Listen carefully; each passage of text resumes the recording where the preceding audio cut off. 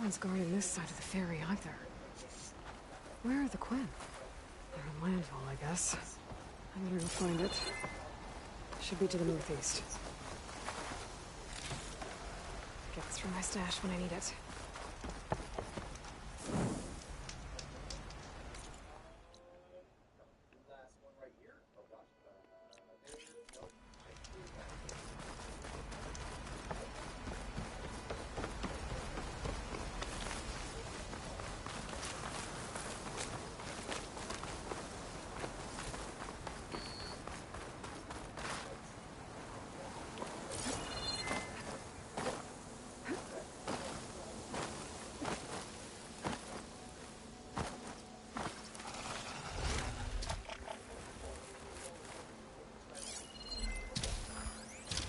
Much damage from fire.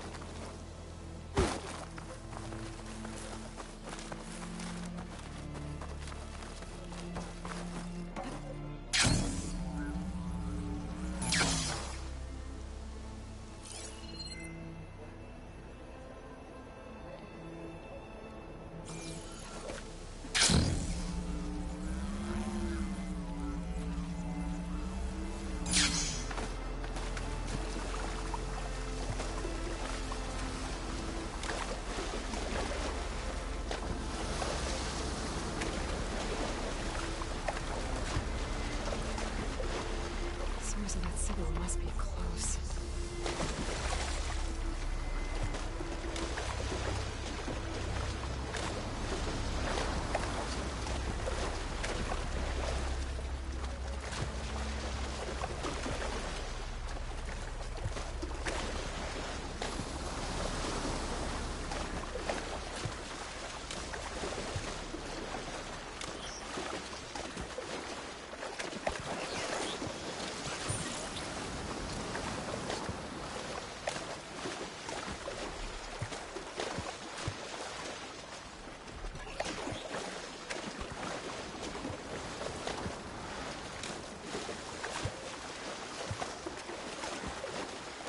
The signal's coming from that tunnel.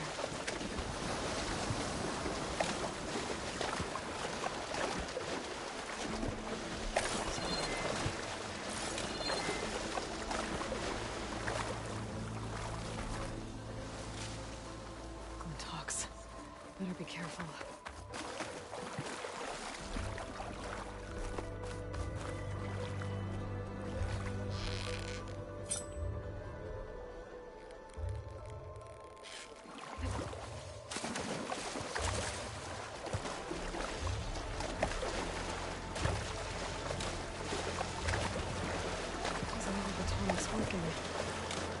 Maybe my focus can tell me more.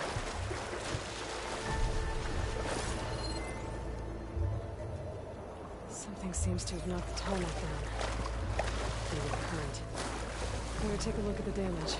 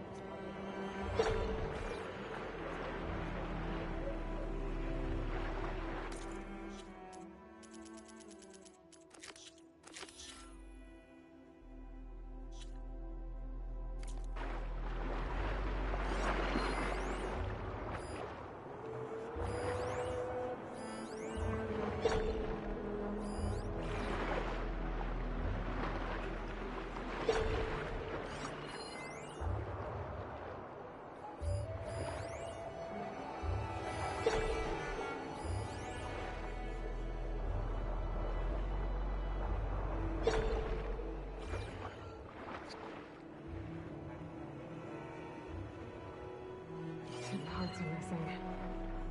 Is that what the Glinthawk was carrying? I might be able to find the parts of the nest.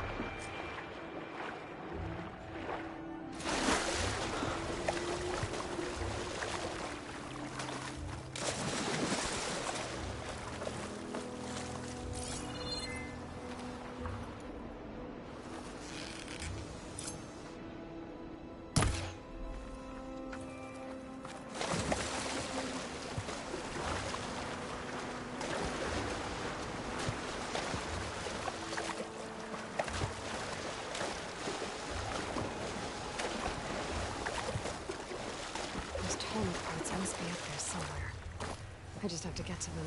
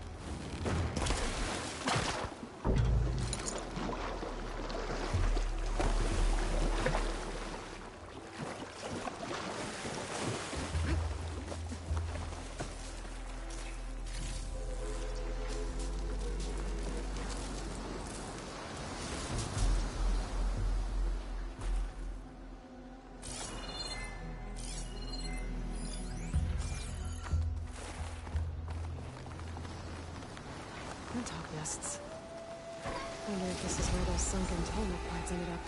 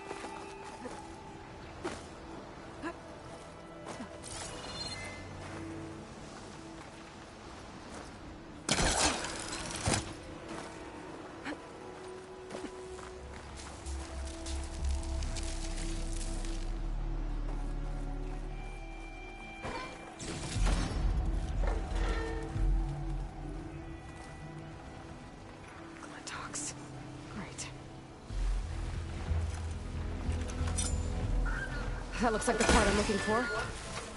That's over with. I should pick up that part now. Guess I'm picking this up. That's the end of that. And I got a hold of one of those tall neck parts. One down, one to go.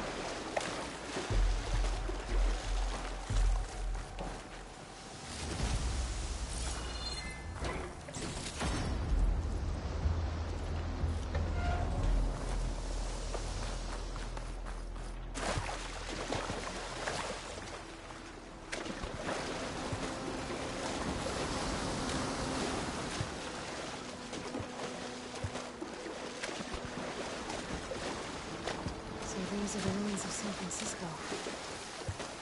An entire city of crumbling towers. And somewhere buried out here is Thebes. I hope all of them can clear to help me find it.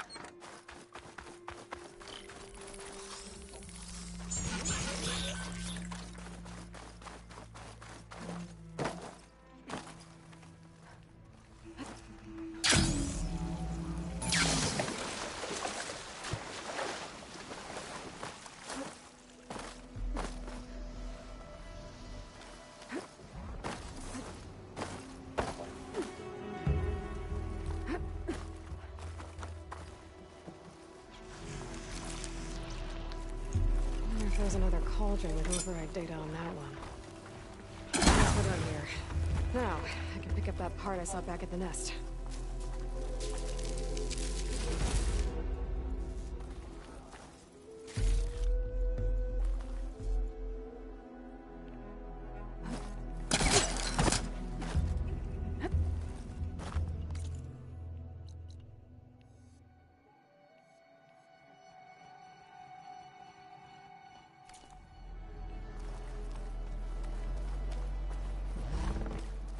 Second tall neck part.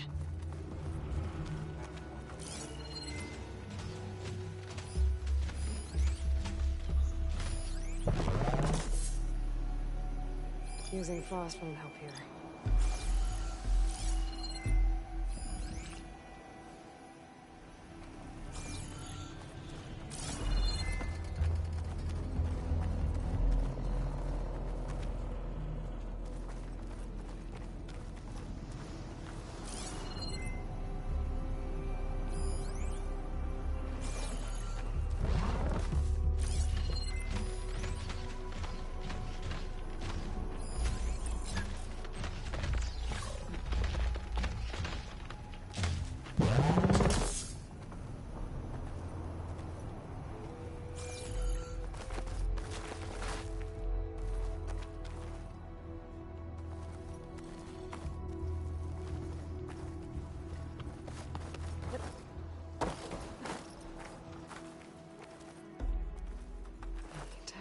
suspicious.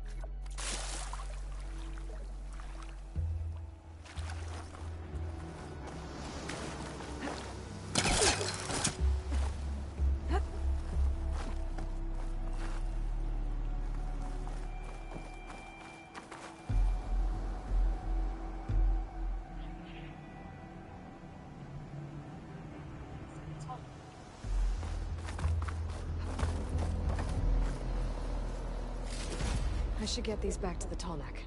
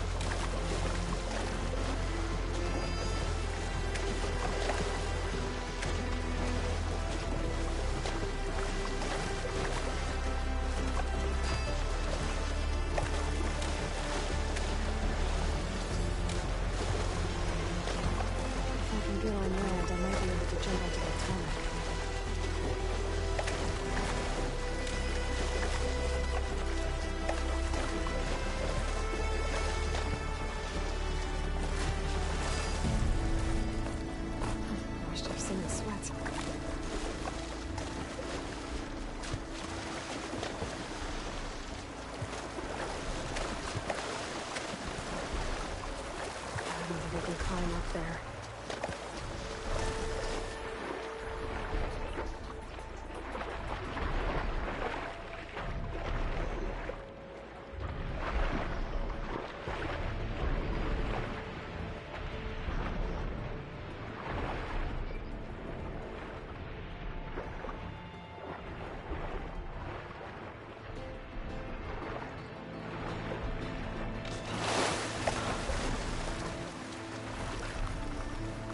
I should be able to jump onto the tarmac from here.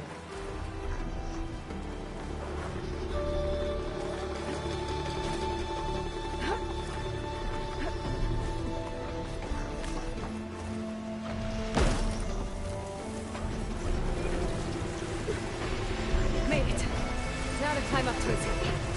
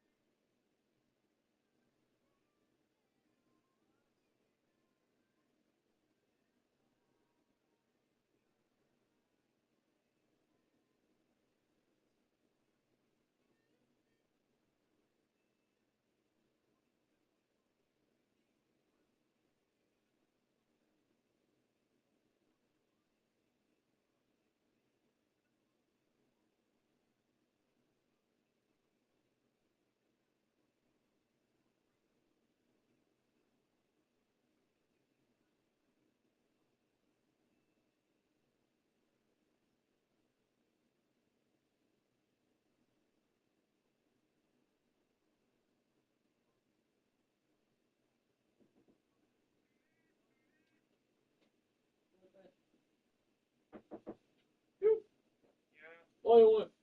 Ah, ja, helemaal goed. Moet ik hem knippen, moet ik hem snijden, moet ik hem de lucht in gooien? Oh ja, pizza. Ja. Knippen. 6, 4. 4 is best. Ik heb ook wel flinke honger trouwens. Wat? Wat zei je?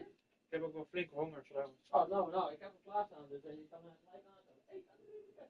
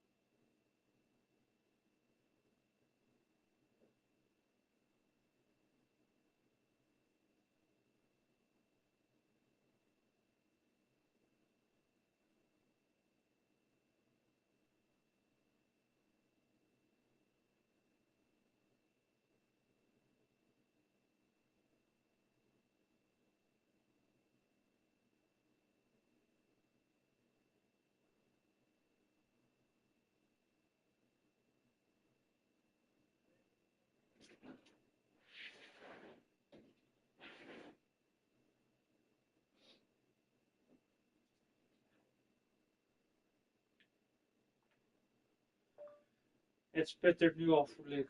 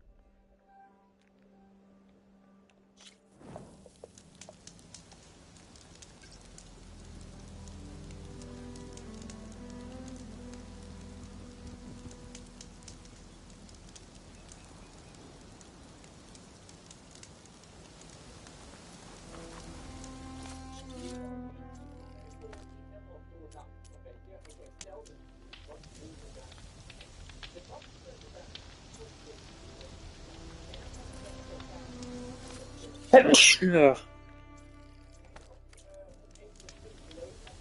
Ja. Kan dat om 8:30? Oké.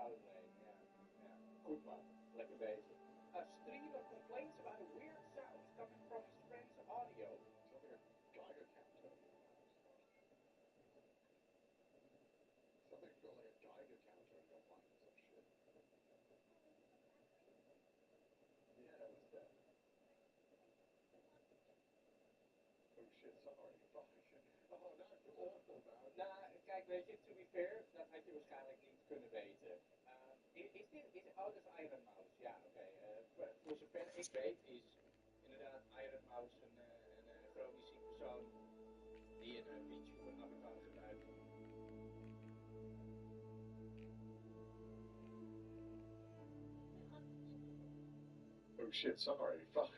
Oh, that's awful, man. Nah, kijk, weet je, to be... Oh, sounds like a Geiger counter in your house.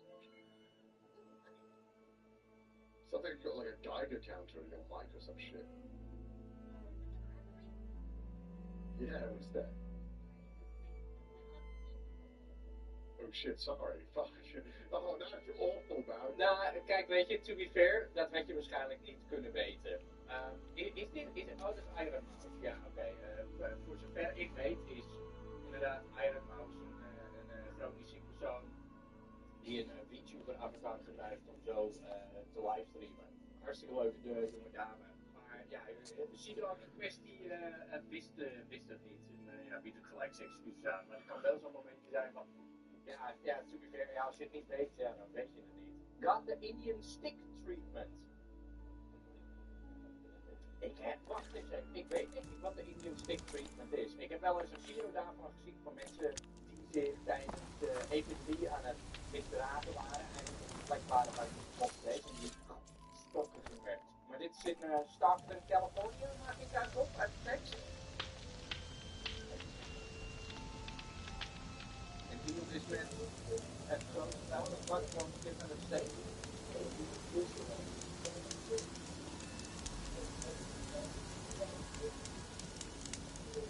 Ik verwonder mij hierover wat voor dit gaat.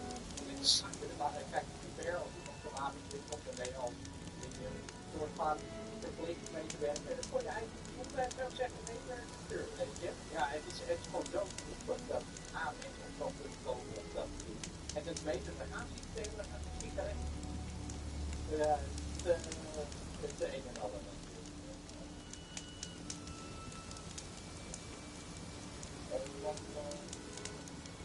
Maar er wordt gewoon de kerk op gefilmd. Maar oké, waar is het stickpriester? Daar is het stickpriester. Duidelijk. Stickpriester. Opladen. Dat kunnen we eruit opmaken. Oké, dat is de stickpriester. Klinkt er nou een tijd omhoog? Het zal je verbazen. You know it's gonna change if you do it. Nou, we zien eigenlijk al een skillframe dat we weten wanneer hoe het van dat game is. We willen achterhalen met is Fortnite een Roblox game.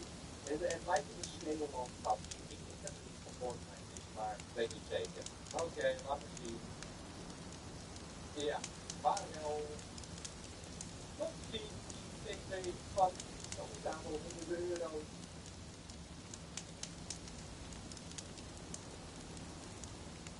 Kijk, weet je, en moet je zo soort hebben. Ik zeg dat het tragisch buiten ze blijven nog niet volledig ontwikkeld. Je kan moeilijk niet calculeren wat de consequenties van bepaalde acties kunnen wezen. En zo kun je het ook achter. Door het gewoon te doen. Oh, controle. De rest is het werk. Ja, dan reken je het ook gelijk. En dan doe je het niet meer. Moest je wel iets van netlezen, dus de televisies ook mogen wezen tegenwoordig. Maar dan heb je wel een waardevolle les geleerd. Nou moet ik ook zeggen, als ik dit shot zo zie, hè, van jongen, nou, geef hem eens een leeftijd, 8, 19, zoiets. Waar zijn de ouders? Want blijkbaar raakt de jonge heer bijzonder gefrustreerd van het videospelletje. Het lijkt me dat weet je, dat is een escalatie, toch? Eerst is het uit frustratie zuchten en kreunen en noem het eens. Daarna is het schreeuwen wellicht, roepen. En dan wordt er inderdaad fysiek gehandeld. Dus dan gaat een controle door de ramen heen of inderdaad door de televisie heen. Weer ouders voor zorgen. Je zou ook kunnen zeggen, kijk, een kind en een kapotte televisie, hartstikke duur. Condoommerk. Het is een perfecte condoomreclame. Het is hartstikke leuk. Yeah, maybe if I just turn it off and on again. Oh ja, nu lijkt het wel weg. Wacht, laten we hem even aanzetten. En shit man, het zit er nog steeds. De tutorial van Have You Tried Turning It Off and On Again heeft daadwerkelijk gewoon niet geholpen. Shit man. Dat is wel, 9 van de 10 keer is dat vaak een oplossing. Niet bij deze helaas. That shit broken. Af en toe komt er ook wel eens op mijn For You page. Komt er een video voorbij van zo'n guy die repareert telefoons of tablets of noem het eens. En dan staat er zo'n jong persoon met een oudere verzorger erbij. Van hé, wat is er gebeurd met je apparaat? En dan zie je echt een verschrompelde telefoon. Gewoon echt gedraaid, gescheurd. Echt helemaal naar het houttyfus. Zo, wat is er gebeurd? Yeah, I was playing Roblox en dan blijft het in heel verhaal. En dan zegt die guy, dat die uit een telefoon repareren. Kijk, of dat nou in scène is gezet of niet. Ik kan me voorstellen dat het best berust is op de waarheid. Maar Lord, could not save it. This is the Carolina Research Giving. Succes.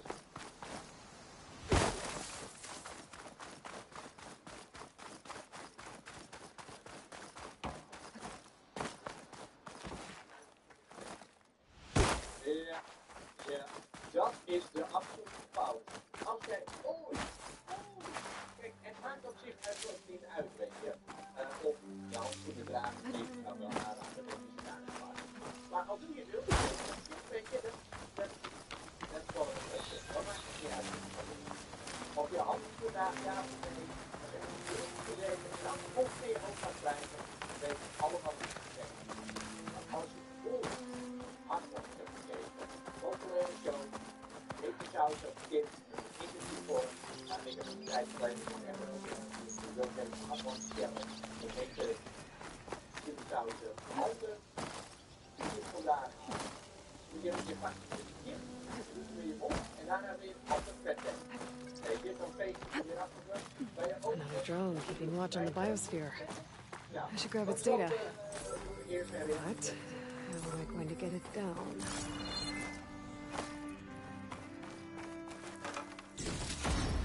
Nou, vooral met de handen door blijven. Je zou eigenlijk zeggen dat het de ster is. Spoelen kan je eigenlijk voor. Je moet niet verder met je je ook bij schijpen met lokaal. Ook wasmachine. Ik heb ze nooit gebruikt, maar weet je, op zo'n moment dat van morgen en dan zijn gewoon niet wat lokaal. Stop om in je handen te laten zitten. Dit is het moment. Jij zit nu op dit moment. Ik zeg niet dat je het van moet genieten, maar je zult het vergeten. Spoelen, het verbaast me. Ja, melk eroverheen, prima, weet je. En blijf het gewoon. Get used to this.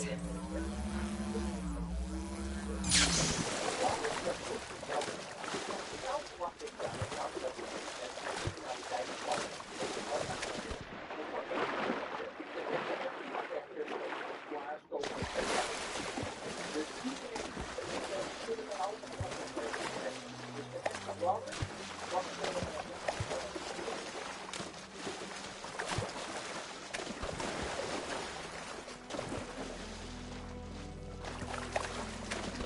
Must be the entrance to landfall ahead. The living ancestor. She looks peaceful. This is landfall, right? I'm looking for Alva. Overseer Bohai ordered us to invite you before him should you approach. Please, come with me. Go. Let him know we're coming.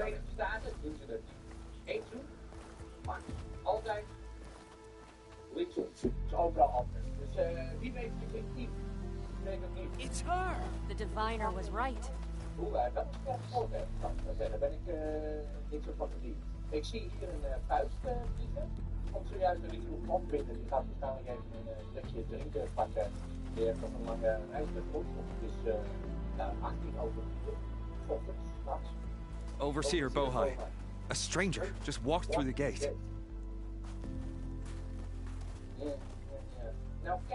I knew Alva would not dare lie. You do look like Sobek. Is Alva here? I need to talk to her. I will consider your request once it is determined what you are. A living ancestor, as Alva believes, or a threat, lurking in such a guise. I am no threat, okay? Back on the mainland, your soldiers fired on me without warning. So you say, infidel. None of those you engaged survived to bear witness. I held off on your squad when...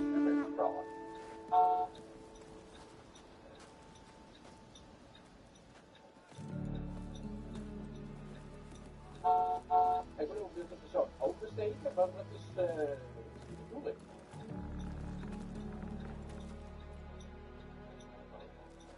May I present our honored CEO? So, here she is. Our great mystery. Well, Bohai, what have you divined? What is she? A mystery indeed, my CEO. How can she appear as Sobek, and yet know nothing of our ways? Are we to believe that a living ancestor was born to this wretched land? An ocean apart from the realm of the chosen? And if so, to what end? I cannot answer. Only she can. But I warn you, no falsehood will satisfy us. Now speak. Why are you here? What is your purpose? I'm looking for a place called Thebes. And what do you seek there? Alva told me a little bit about what you're after. I guess you could say I want what you want.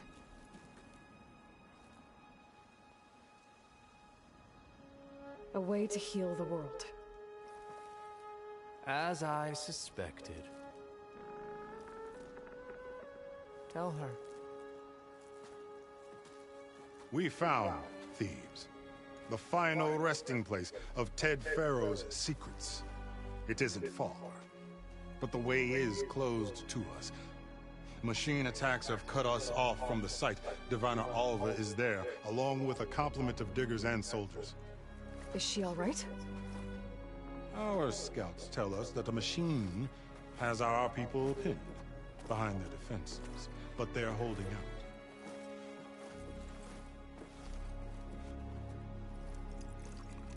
Machines, huh? I can help with that. Alva told us that you are indeed formidable. But I have a few questions first. We will answer what we can.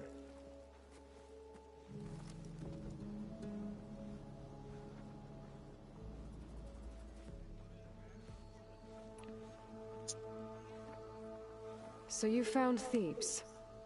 How? The ancestors revealed it to us not long after we made landfall. Almost a year ago. Through a scrap of ancient data discovered by Alva and verified by myself. It contained details about the construction of a great underground palace. Where, exactly? Close. Beneath the Great Pyramid in the ruins beyond. Figures. Ted loved his pyramids. Have you been inside? No. That has been a problem, one of many. And we will solve them all in time. Getting back to the site is the one at hand. I hope you're as effective against machines as Diviner Alva suggested. What exactly are you looking for inside Thebes? I thought Alva brought back the data you needed. We risked much to cross the ocean. Therefore, we must unearth every possible link to the legacy while we are here. Especially one as important as Thebes. We will not sail back until I have plundered its secrets. So, Alva reports to you. I was chosen by my colleagues on the Board of Overseers to supervise data retrieval on this expedition, yes. And you're in charge of the expedition. He is far more than that. You are addressing the cousin of the Emperor of the Quinn. Heir to the vast holdings of the Great Delta, the first CO in 5 generations. All she needs to understand is that I am the authority here, and my will is to attain the secrets of Thebes. Mine too. We're in luck.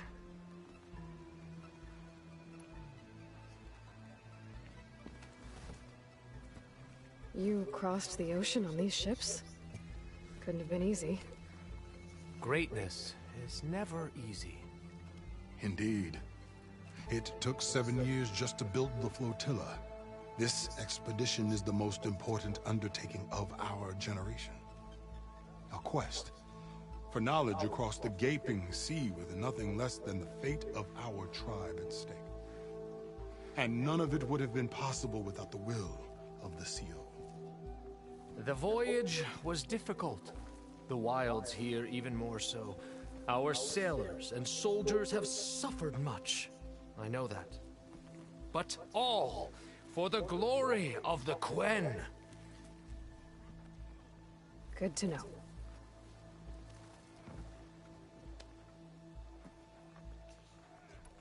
What kind of machine has your people pinned down near Thebes? A Thunderjaw. We've dealt with them before, but this one is... Tougher, stronger, and it has black armor? Yes. How did you know? Doesn't matter.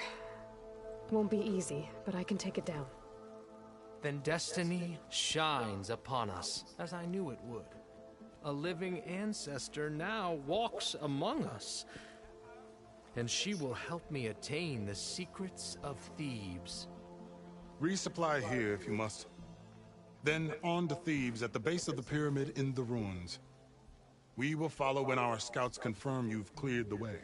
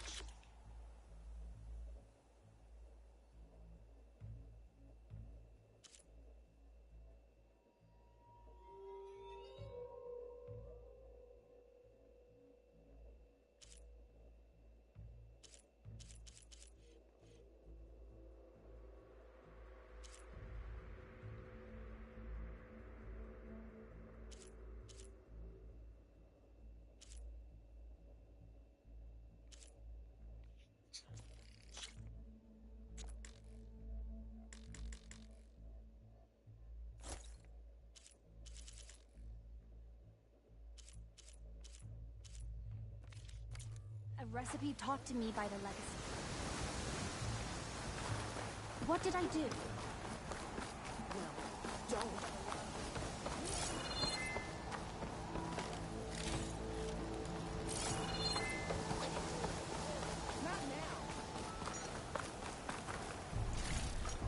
A stomach lined with a muffled friendly.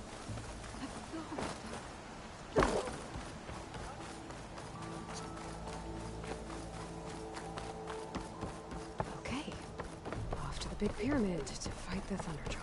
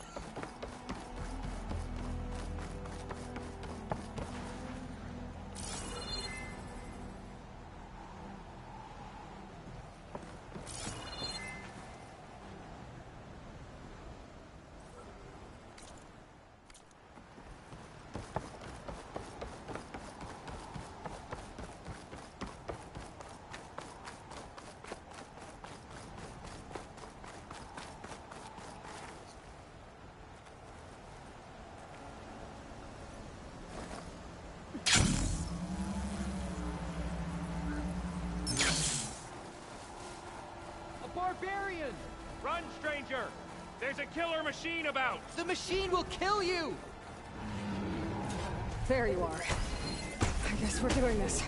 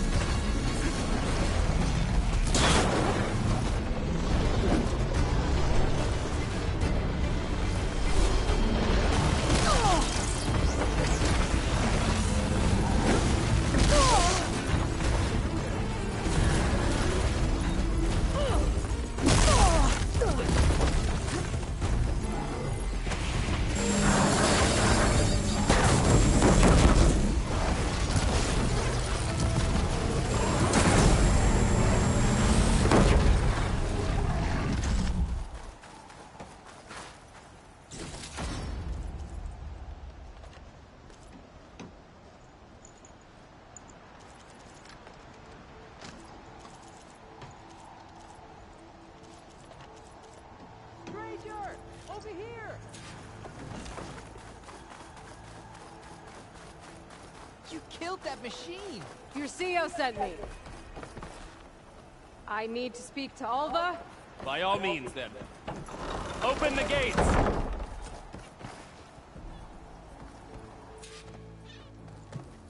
Alva, I'm glad you're okay. Oh, you got rid of that machine. But What are you doing here? There's something inside Thebes that I need. I went to landfall. I met your CO. We came to an agreement, kind of. And you're going to help us get in? I guess so. The whole thing was a little tense. There was something off about that guy. And I don't understand what he wants from Thebes. I thought we found the data that your people needed back on the mainland. That data will take us years to sift through. The CO wants faster results. Aloy, you have to be careful. He's... There they are!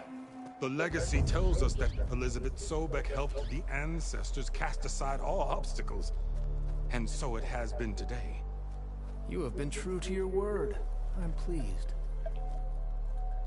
Thebes awaits us below, shall we?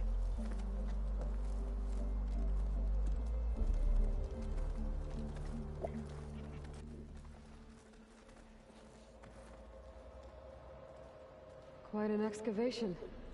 Much of this was flooded. We had to pump a great deal of water out.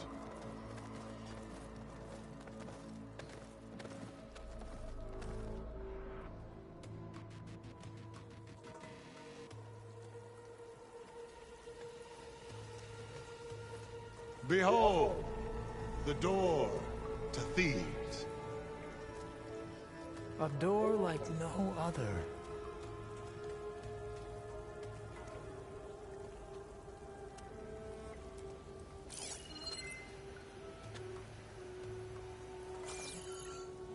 Well, you're right about that.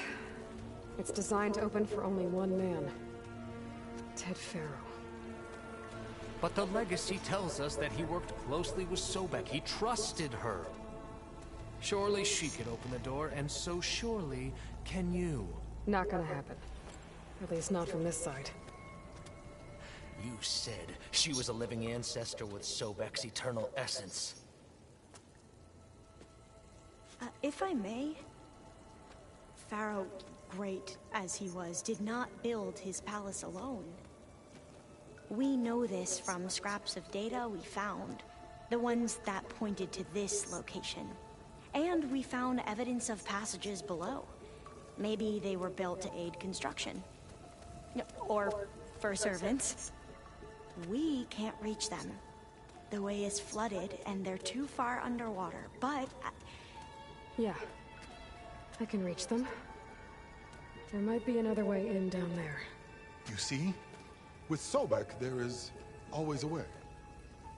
Then do what you must to get us inside.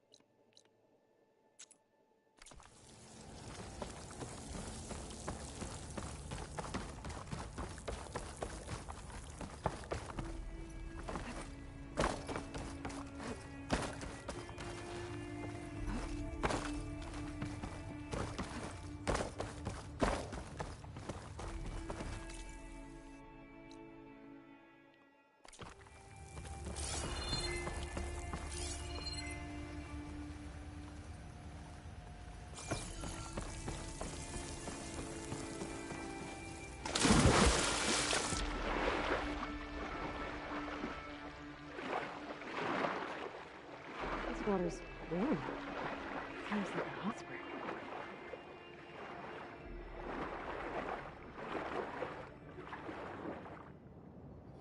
Look at that thing. It's huge.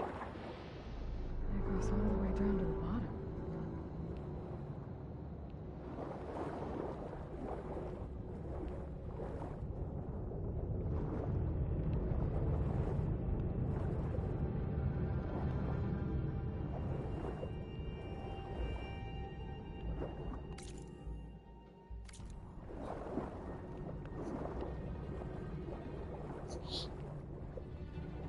There's a rupture up there.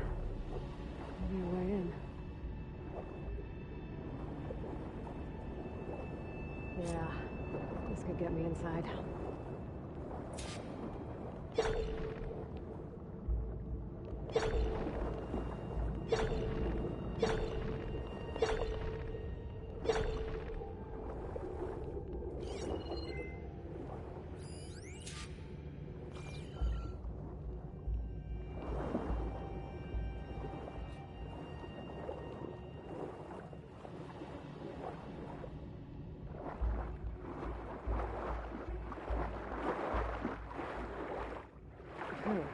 Looks like this tunnel leads deeper into the structure.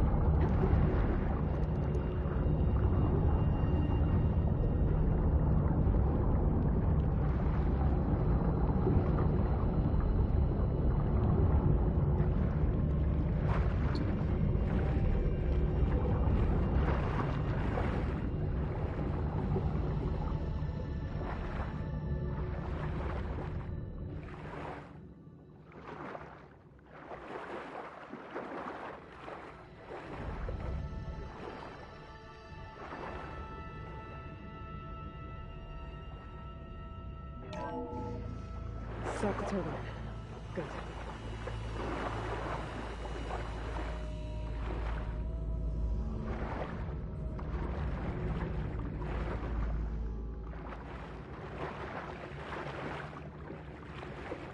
Okay, I'm inside, but how do I let the Quinn in? Looks like an exercise room?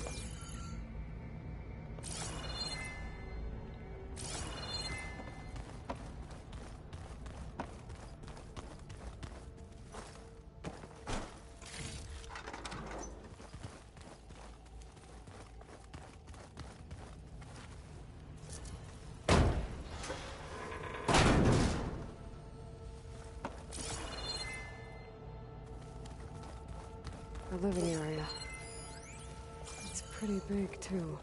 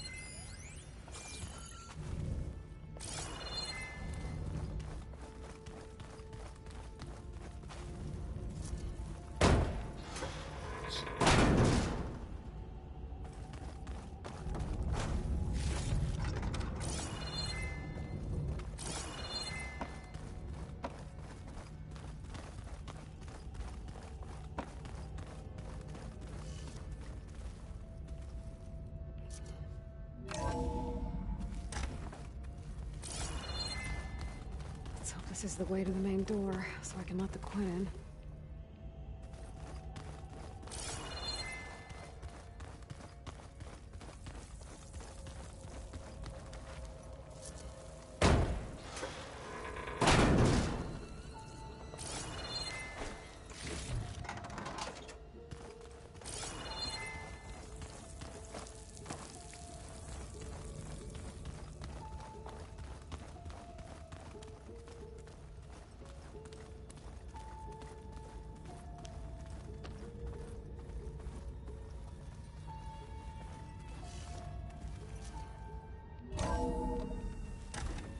Look at this place. It's pretty fancy for a survival bunker.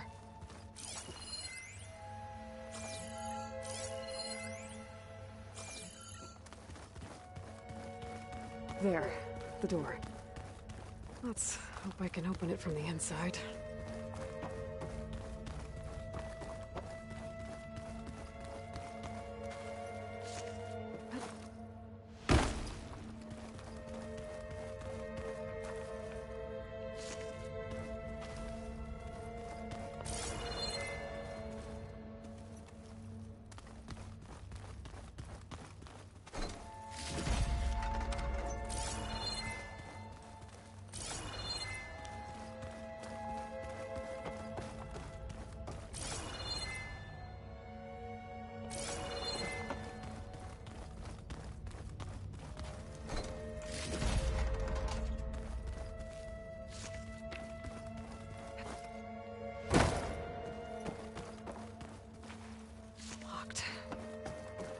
What about the main door?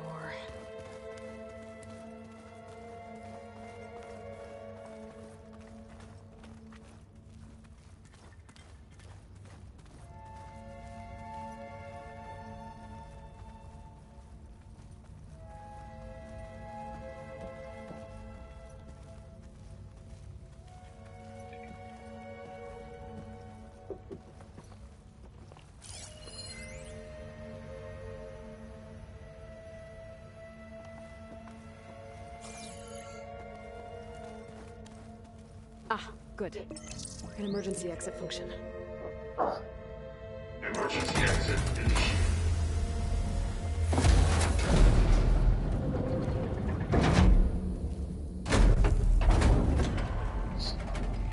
The door is open. Destiny is upon us. I knew you could do it. What's going on? The CO is preparing to enter Thebes.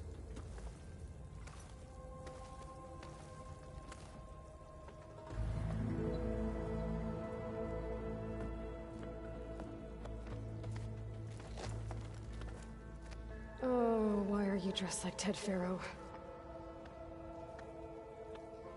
I am Pharaoh, renewed. My essence is the same as his. Across the years, across the generations, his soul is my soul. His will is my will. We are sundered in only one way. I need his final testament, his deepest secrets. And now that the door is open, those secrets are within my grasp.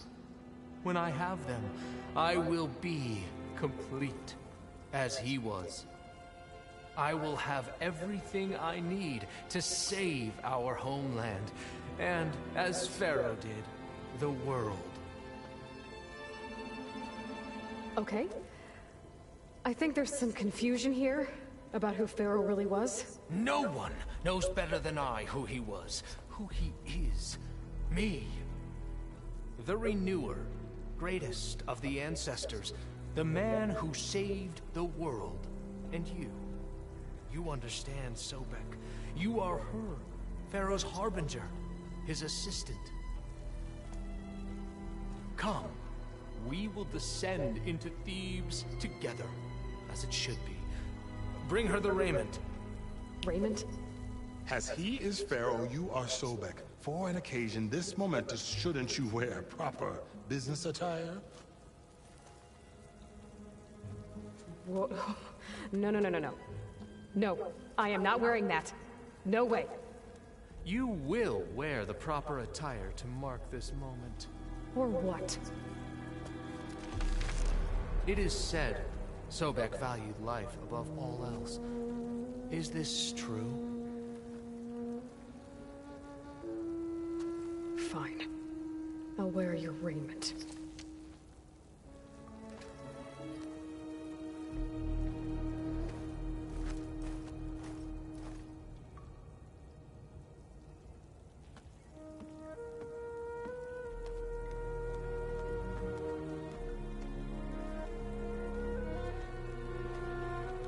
Excellent. Shall we proceed?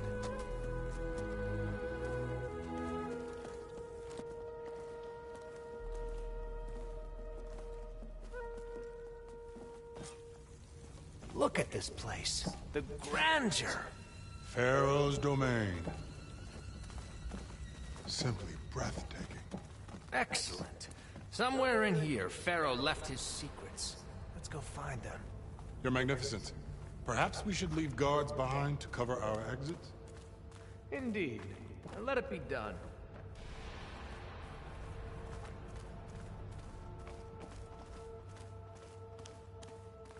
Looks like the emergency exit function unlocked this door, too.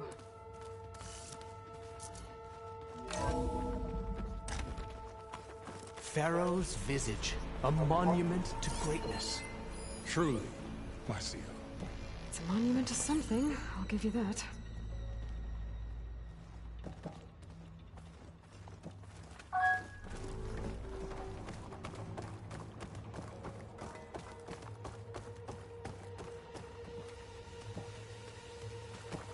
I think this way might lead down. Excellent. Remember every detail of his, Bohai, for posterity. It will be its own chapter in your legacy.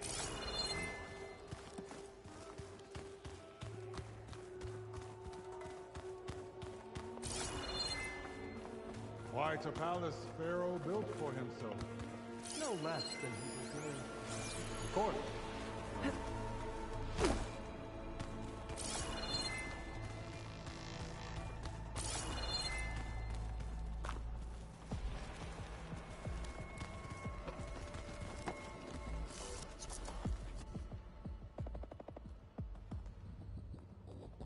So hey, this is weird. Yeah, I tried to warn you. Yeah, sort of. I'll explain everything if we survive long enough. Those certainly look threatening. Ah, statues. The guardians of Pharaoh's domain.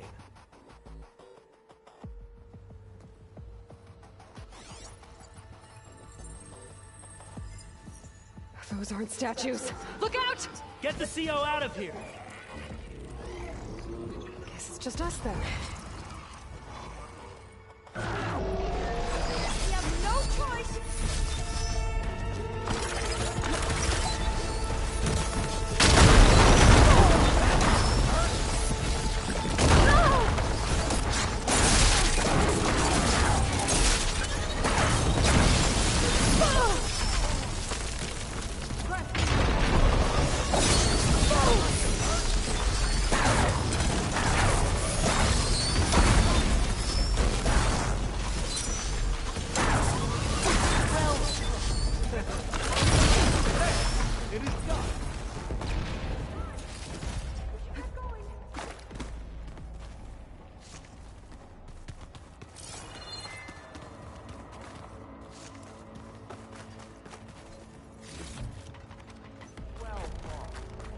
Thanks. Where's Overseer Bohai? He has decided to return to the surface. A wise choice. We can't afford to lose any more diviners than necessary. So, no more delays. We must proceed.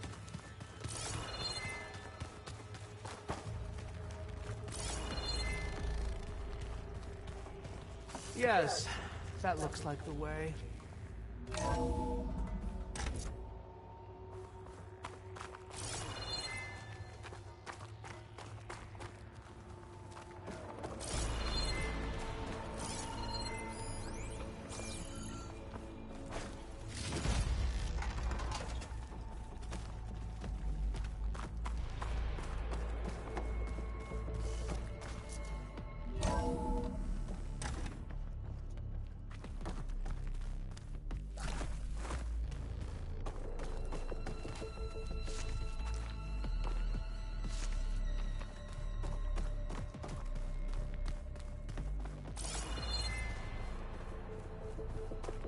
Ever deeper we go.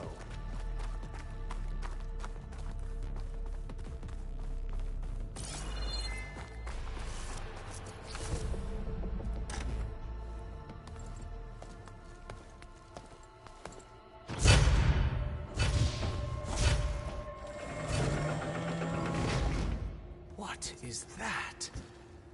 A reclining throne, attached to some kind of apparatus. I wonder what it does. An impressive setup. What is it for?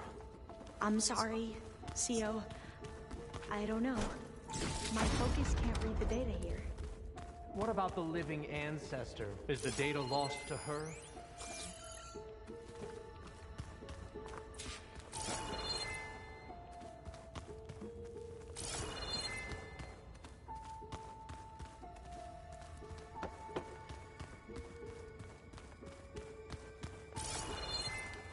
Scan the device, if you will.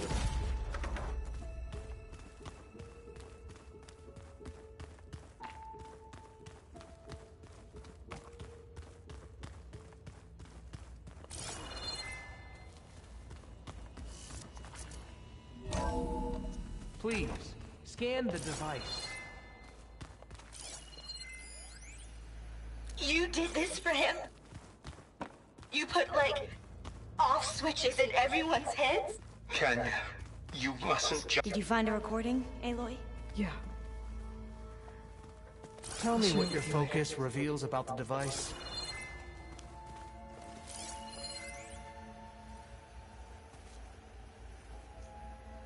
Made a minor adjustment to the gene therapy regimen and added a new cocktail to treat the symptoms caused by the mutations. Hopefully, there will be some stabilization after the next treatment. God knows what Ted will do to us if there isn't. The early results were so promising. No signs of aging, no cellular degeneration, but now... Oh, if only I had access to my old lab in Bangkok, or my old colleagues, or my old liquor cabinet. Stop it. Got to stay positive. For Kenya.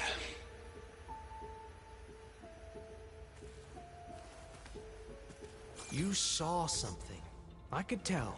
Did the data explain what Pharaoh used this device for? I think he was undergoing treatments to live longer. A lot longer. Really? Could he still be alive? Don't be foolish. If he were alive, he would have kept his essence. It would not have been passed down to me. Remember, he was the renewer. Of course, he would have stopped at nothing to grasp the secrets of life and death. But not for himself. Everything he did was for a new beginning. For us, for the Quen. And for his true heir, me. You know, I'm starting to think you're right. You do have a lot in common with Ted Pharaoh. I knew you would see, in time. Let us continue. His secrets await.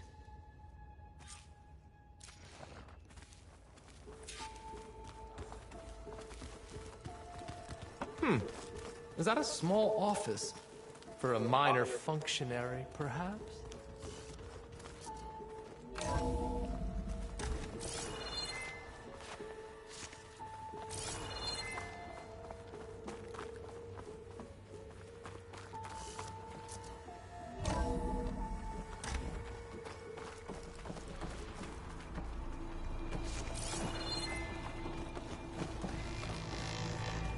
Look at all this equipment. An automated We're getting closer to the geothermal heart of energy this place. plant right under the city of San Francisco. A marvel. Even I can run it. And let's face it, I was always more of a visionary than an engineer. Which is why I had the foresight to insist on the inclusion of a very unique feature. Just in case anyone ever... I'm going to look for another way in. Good idea.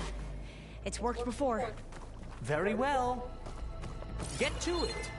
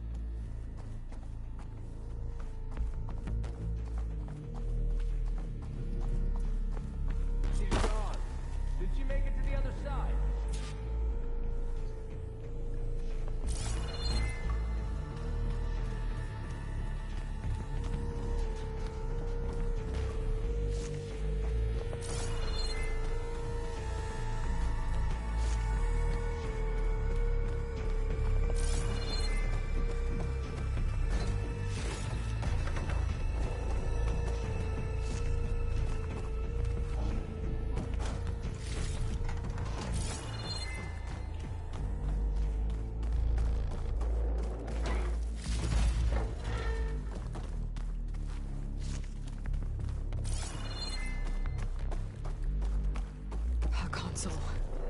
Maybe I can access Ted's files from here.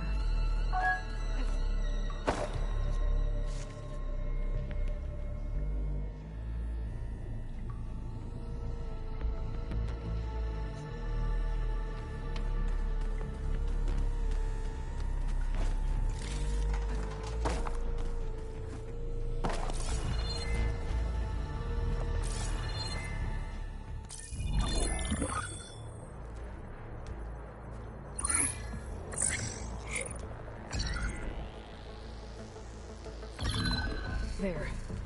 Omega clearance. Got it.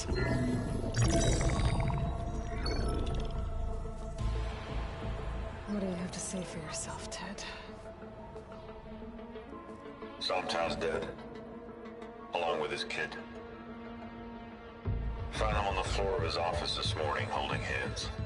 Must have poisoned themselves. I never would have put them to sleep.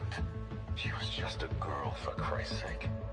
I offered them life, and this is how they repaid me, by leaving me all alone. But I guess I've been alone since this whole thing began. Alone in bearing the burden. For the past. For the future.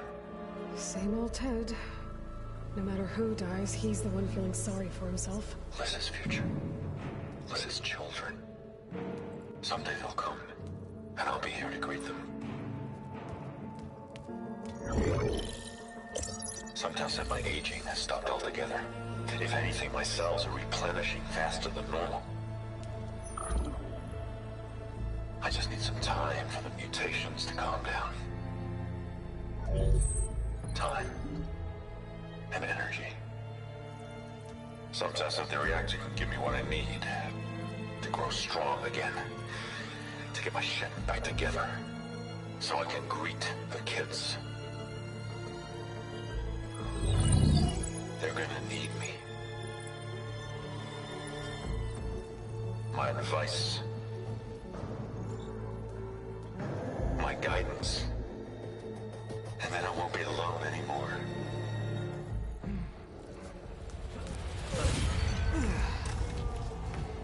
Pharaoh's secrets. Are they here? Not the ones you're looking for. Then they must be in there. Trust me. You don't want to go in there. Are you mad? I haven't come all this way to stop now.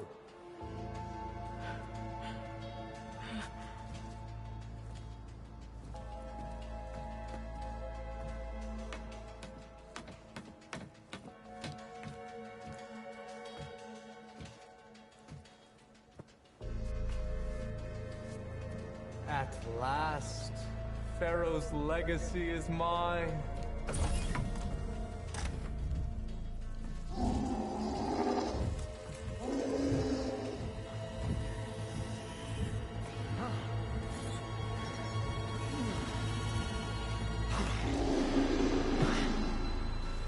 Is that? It's him.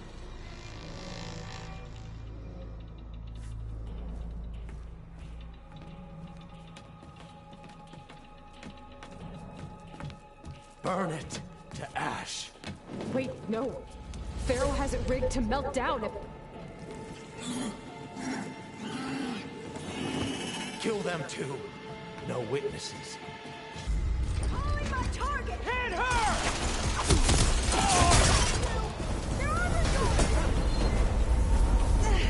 Yes, he's coming with me.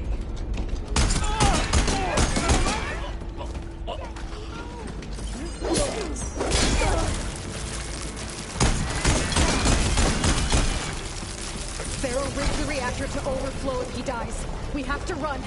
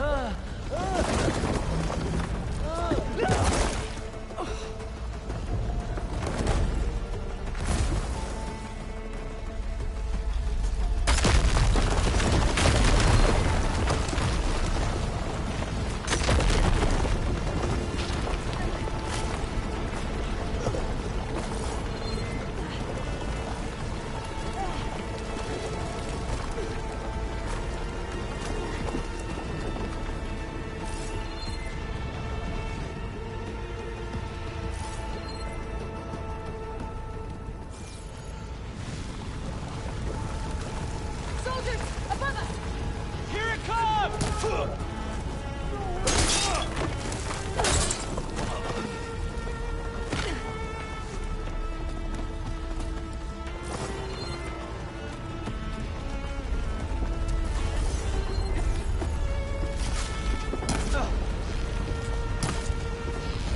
stop, come on!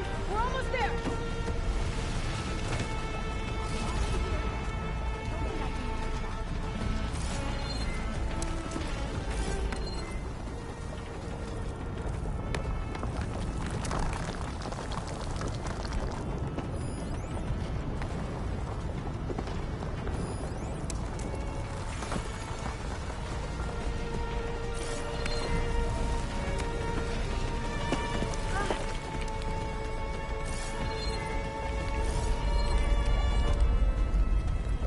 There's a door! Keep going!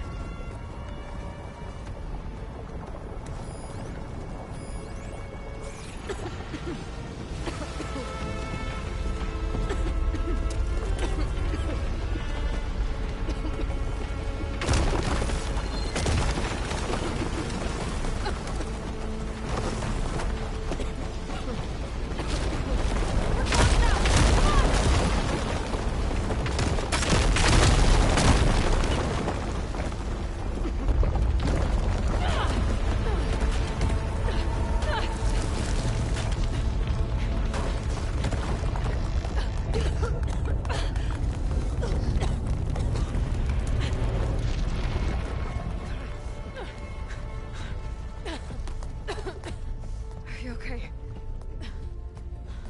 What happened?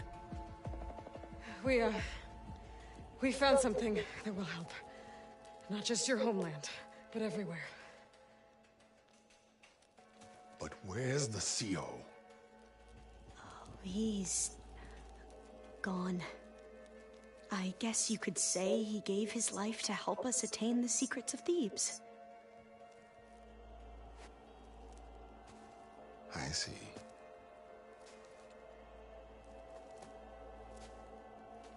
You must think I'm eminently stupid.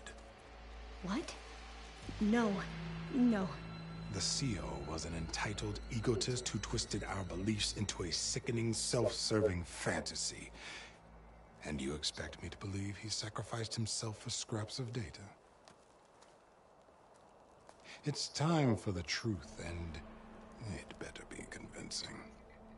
Otherwise, I'll simply order these soldiers to open fire. Hold on. You're right. To be honest, the CO screwed everything up. He brought Thebes down around our ears and died like a gutless coward. But we really did find something down there that will help your homeland.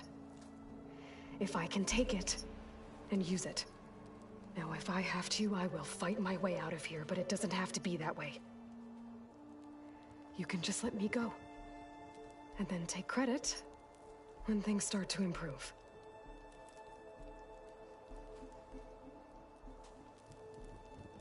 Success certainly does sound better than failure. It seems then that our destinies are intertwined. Landfall is open to you. If it will help your cause, you may come and go as you please. But Alva must join you and report back on your efforts. Fair enough. Thebes is of no further value to us. Obviously, we're going back to the flotilla. Alva, I expect your reports to be thorough.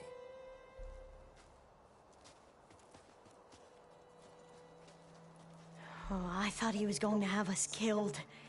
Oh, and instead, I get to join you. Glad to have you. But you're going to need a little help to reach our base.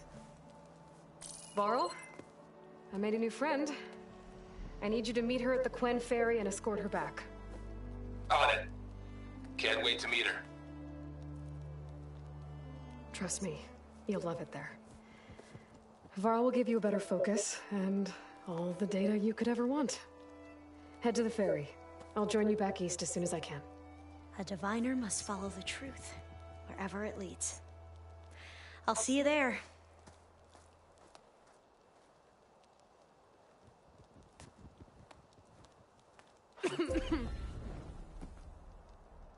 Now that I have Omega clearance, we should have what we need to capture Hephaestus. But before I head to the ferry, maybe I should stop by Landfall.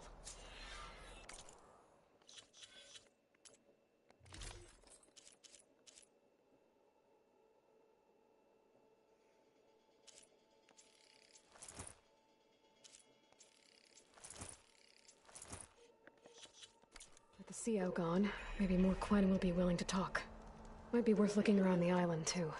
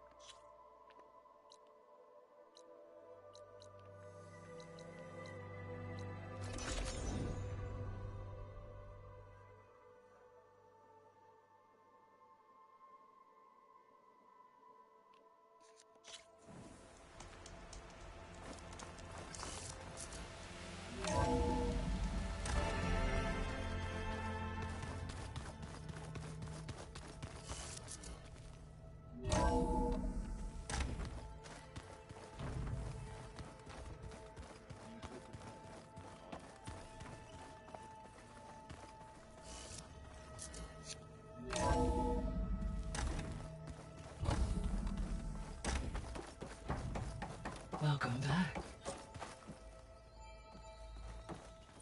Aloy, I know your experience in Thebes was unsettling, but we have a new problem. Did something go wrong with Beta and the rig? Will we be able to transport you to Gemini? The rig is complete. The problem is Hephaestus itself. It has accelerated its proliferation throughout the Cauldron network, increasing its power. But with your sub-functions restored, we can still succeed, right? Correct. But the net effect is that absorbing Hephaestus will take longer than previously calculated. How long? Even with Omega clearance, my current estimate is that the merge will take 35 hours. And each hour increases the risk of detection by the Zeniths.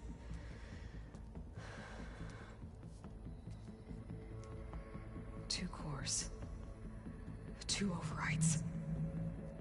What if the merge were carried out by two clones of Elizabeth Sobek, both armed with Omega clearance? How long then? Half the time? Hephaestus would be unprepared for the simultaneous labor of two operators, in addition to obvious synergetic efficiencies. Calculating. It would reduce the merge time to approximately 4.5 hours. Okay. Varl, it looks like we're gonna need Beta at Gemini. Do you think you can convince her? I don't know, but I'll try. What about our diversion? Are the pulse generators ready? Only a final test remains. I am confident that if fired in proximity to other cauldrons, the pulses will mask our activities at Gemini from the Zeniths. Good. As long as Aaron can operate one without shooting himself in the face. Aloy, you better get down here. Beta's in bad shape. Okay.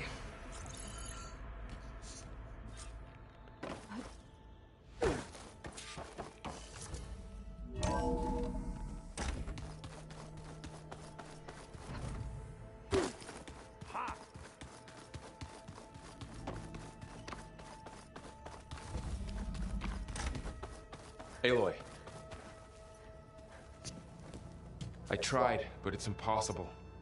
I don't think anything will convince her to go. We don't have a choice. Good luck.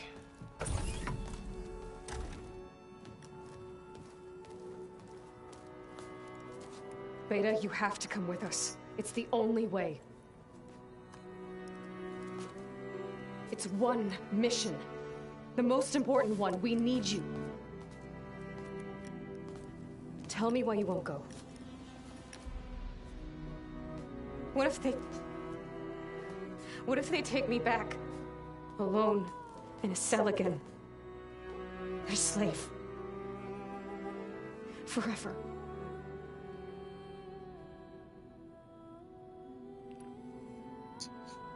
Varl and I will be at Gemini too. I'll protect you. As soon as we get Hephaestus, we'll come straight back here. The Zeniths aren't going to find us. You don't have to be afraid. No! You can't protect me. Nothing can protect me from them. I told you from the beginning, we'll never beat them. It's hopeless. Beta. Leave me alone! You don't understand!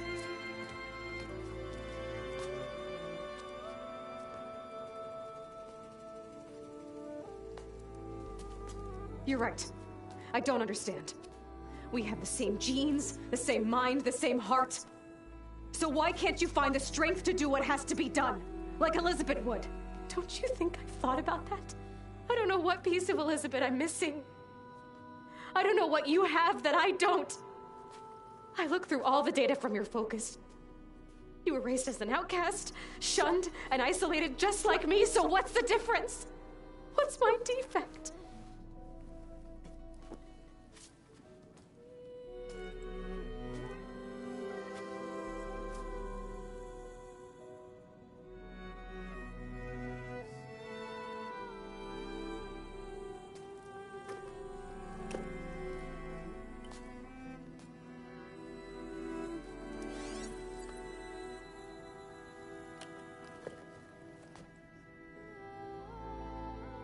Beta,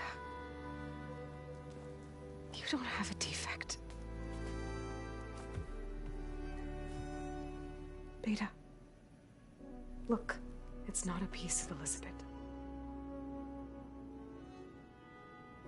The difference is, I had him. Frost. He raised you, trained you, but he was never warm or loving. The day he died, the day he gave you that charm, he was going to abandon you. He wanted me to embrace the tribe.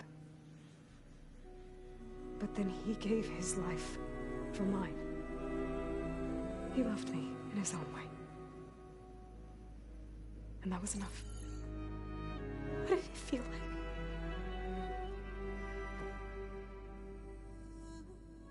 It was like having the strength that was always there. It's still there. Even now I hear him in my head when things get bad. When it looks impossible, look deeper. And then fight like you can win.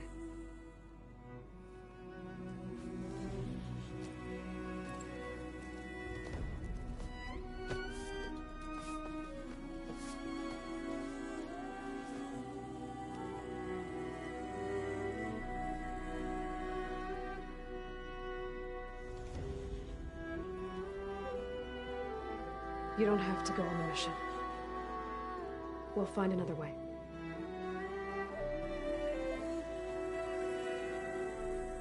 I'll go. You said you'd try to protect me.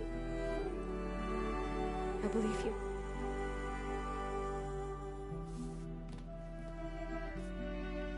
But you have to promise me one thing. Yes, of course. If it goes bad, if the Zeniths find us, I don't want to be their slave again. Do you understand? Okay. Promise? I promise. I could use as much time as you can give me to study up on the merge, to make it as efficient as possible.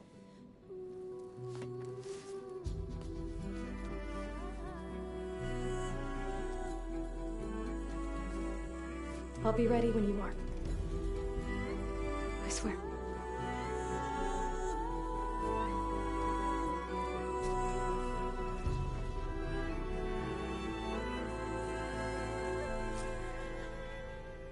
Aloy, whenever you're ready, come speak to me and I'll ask the others to make final preparations for the mission.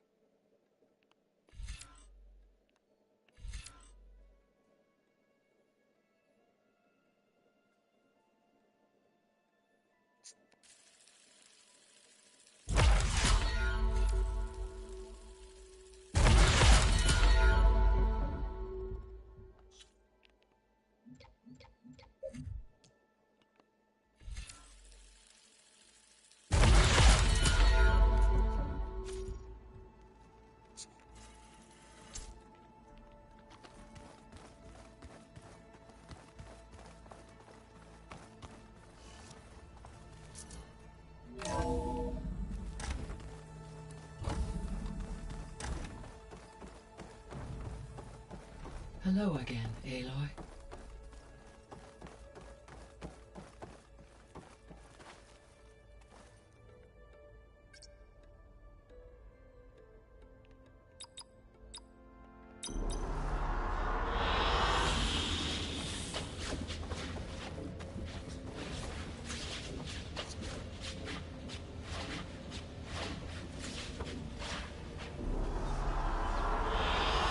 I like this one.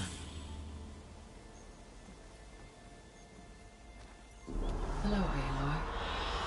Hey, Gaia. So, me and Beta, I guess you heard what happened. Yes. I am continuously impressed by the complexity of human relationships. Despite the unpleasant circumstances that led to your quarrel, I am pleased to see you have both found an agreeable resolution. Well, two heads are better than one, right? Yes, I believe so. Are you ready to depart for Cauldron Gemini? Or we can continue our conversation, if you like.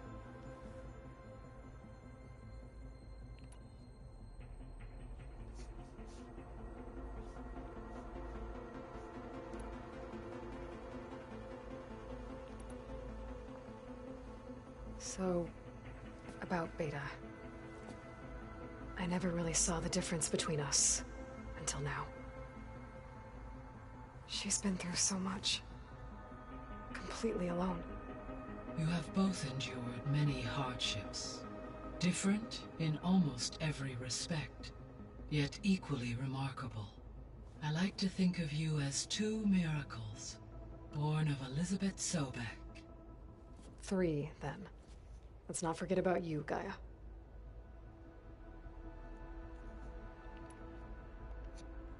How's Kotallo doing?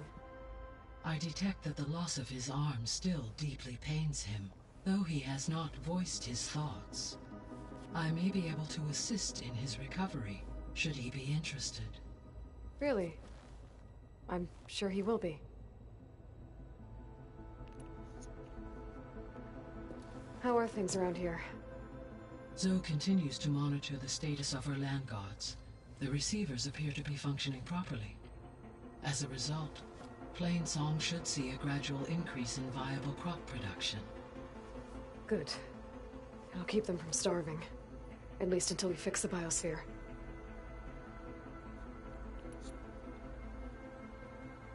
Varl and Zoe seem to like spending time together. Indeed. While studying old world data, Zoe discovered references to a dietary lifestyle known as vegetarianism.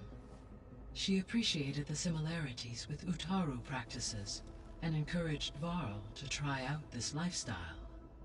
And how did that go? I believe they have agreed to disagree. How's Erend handling things? He is becoming increasingly accustomed to use of the focus, after an initial incident. What did he do? He unfortunately crushed his first focus as he attempted to affix it to his temple. Amongst a number of Oseram curses, I believe he also blamed the focus for being dainty. He has given repeated assurances that it will not happen again. Well, good thing we have a lot of extras, I guess. So there's a few people here now, and they're learning. All about you, the ancient world. Almost like what was supposed to happen before Apollo was purged. Yes. While the loss of the Apollo database was catastrophic, there is still much that can be gleaned from the data you have uncovered. For instance, Varl has been reviewing the last recorded entries from those who perished during the Pharaoh Plague. Hearing their hopes and fears made him quite somber. Anything I should be worried about? I do not believe so. I have elected not to intervene, to allow him to process this on his own terms. All this data I've picked up in ancient bunkers and ruins. I guess I never really thought that other people would be looking at it. Based on my observations, your companions engage quite frequently with this material. Erend has asked on numerous occasions about birthday parties. He appears perplexed by the tradition of serving a sweet confection, as it conflicts with the Oseram tradition of serving sparkling stout ale. He also suggested we host a party for you, as a surprise. Yeah, no thanks. That is what I predicted.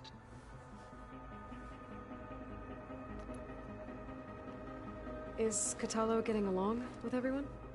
Yes, though he prefers to spend most of the time alone. He appears to be collating data on war machine progression and significant battles during the Pharaoh Plague, to aid in the creation of a war map of Operation Enduring Victory.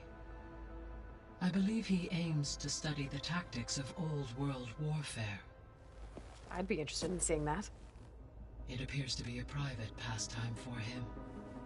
He has repeatedly declined my offers to assist his research.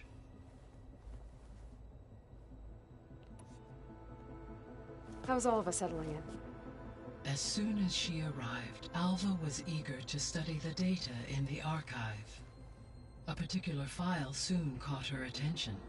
Information about a machine assistant devoted to keeping living spaces neat and orderly. I informed her that once I am empowered with the abilities of Hephaestus, I may be able to design such a machine. I'm sure she'll like that.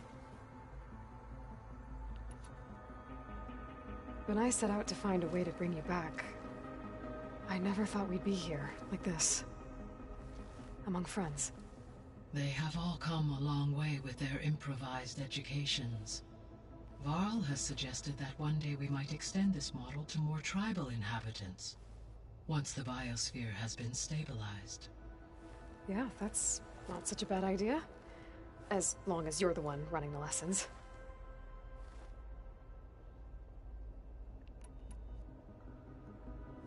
So now that you have Ether, Demeter, and Poseidon, how's the biosphere looking? In the local region, conditions have improved. Superstorms have subsided, water sources have been purified, and soil conditions remediated. These improvements will stave off environmental collapse for a few additional months. Well, with luck, soon you'll have Hephaestus. Then you'll be able to fix the biosphere for good, right? Correct. I will be able to design and produce robotic agents to permanently reverse the environmental damage that has accumulated.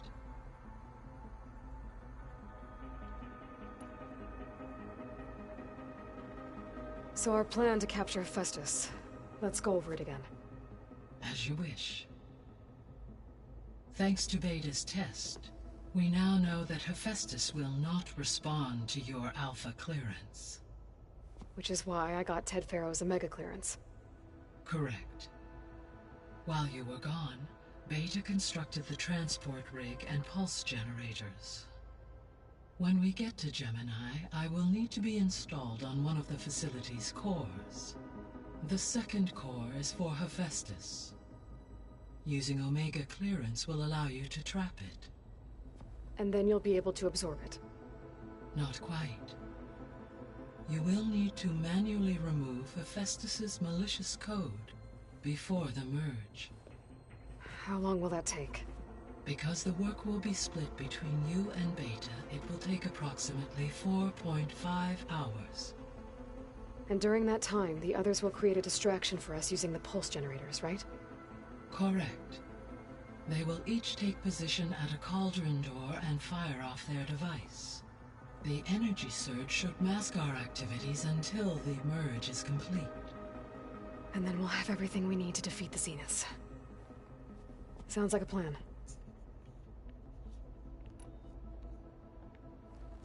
There's something I've been wondering. How could Ted Pharaoh create a clearance level higher than Alpha? Elizabeth made sure he wouldn't interfere with the project. It is plausible he tasked his own engineers with creating a back door to the Zero Dawn system, without Elizabeth's knowledge. My predecessor did not even know of its existence, until he activated it to purge the Apollo database. It is, in effect, a blind spot. One that will allow us to subdue Hephaestus.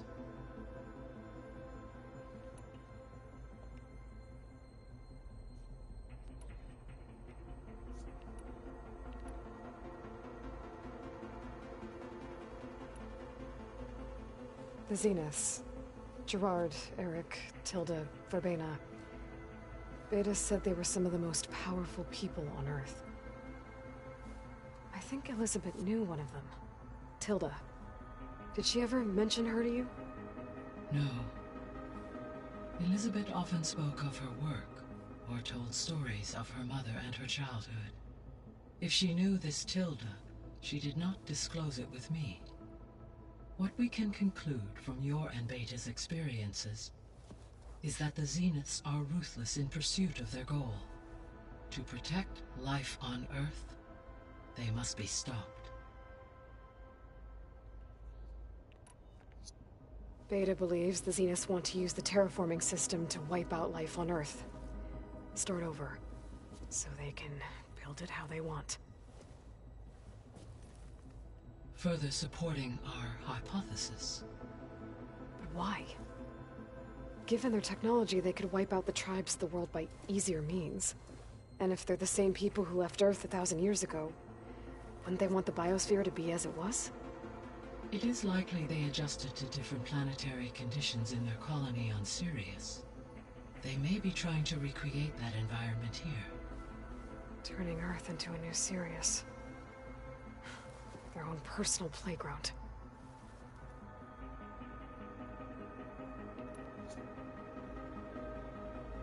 The extinction signal didn't just wake Hades.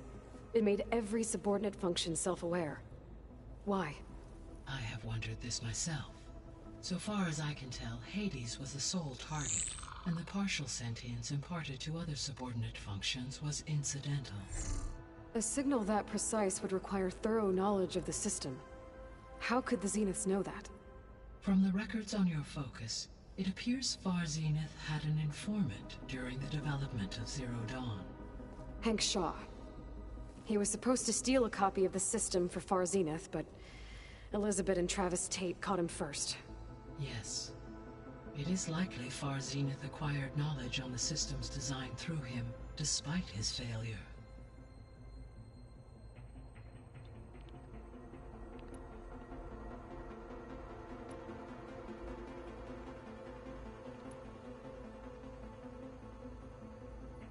Have you been able to make use of Demeter's functions? Yes. I was able to mitigate most soil conditions and restore a temporary balance. You should notice less rampant plant growth in the area. Maybe that'll give Plainsong's fields a chance to recover. Yes. Given that the Utaru's land gods are functioning properly again, I expect the land will yield a modest harvest. The first of many, hopefully.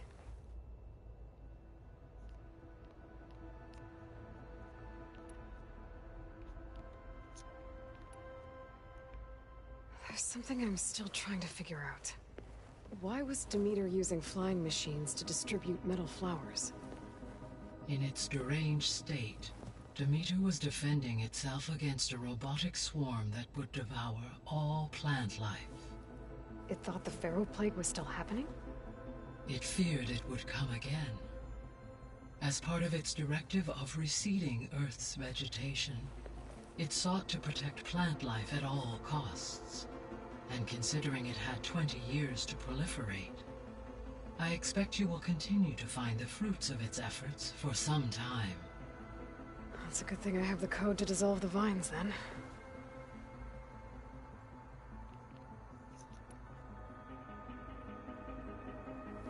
You mentioned that the superstorms have subsided. Is that Ether at work? Yes. Thanks to Ether's capabilities, weather patterns in the local region should mostly stabilize for the time being.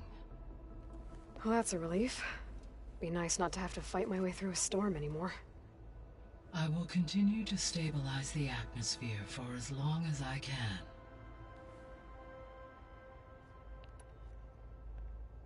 Why did Ether take up residence in an ancient war museum? As with the other subordinate functions, Ether needed to install itself on a processor with adequate storage and power. The one in the museum appears to have been sufficient, given that the holographic displays were still active.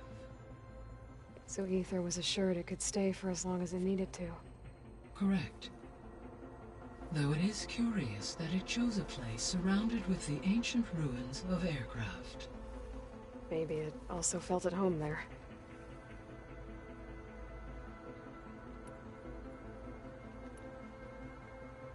Were you able to make use of Poseidon? Yes. Many rivers, streams, and lakes associated with the regional watershed have been detoxified. As a result, red algae growth levels have seen a marked decline. According to my data, however, it appears a localized occurrence of red algae continues to persist near the coast. Maybe I'll look into it when I can. So Poseidon spent the last 20 years hiding out in Las Vegas. From the data I found, it seems the city had an advanced water reclamation system. Is that why Poseidon went there? Most likely. In an effort to protect itself, Poseidon sought out a safe harbor where it could access water supply functions. There, buried and encased in a protective dome, it could guard against any threats. Like 3 Oseram showmen? I suspect that was not the first time it felt the need to repel trespassers.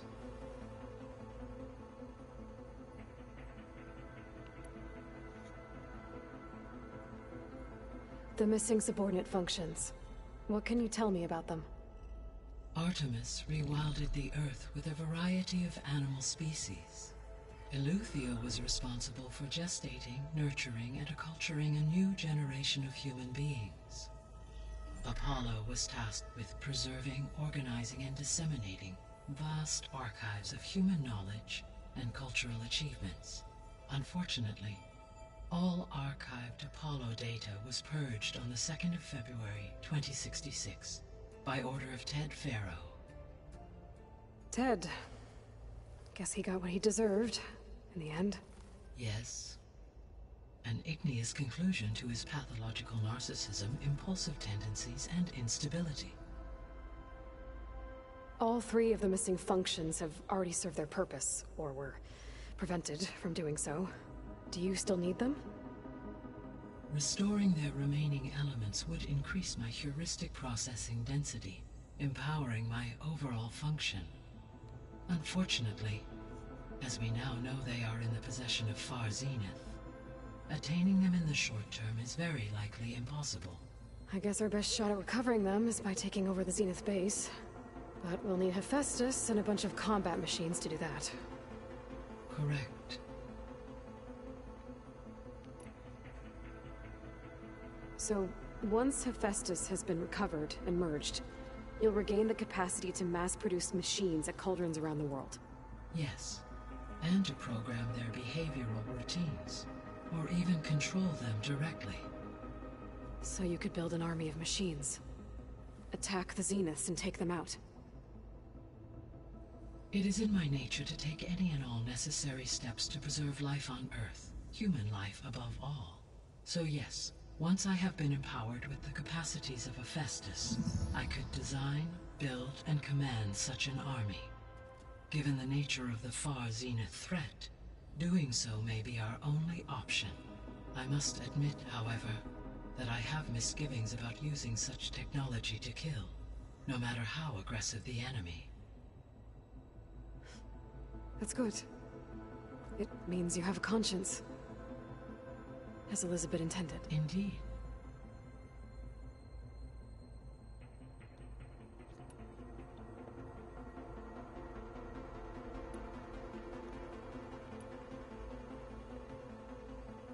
Gaia? What was Elizabeth like? Her presence is interwoven with my memories. The moment I came online, she was there. We exchanged greetings. It was the first listening to her. Your friend?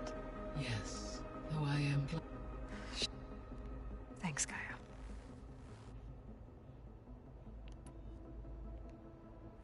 So I guess this room was meant to keep an eye on conditions outside? Yes. From here, the facility's operators would have been able to observe weather and machine activity in real time. It may be possible to restore more of this room's functionality should you find and reconnect additional camera feeds. I'll keep a lookout.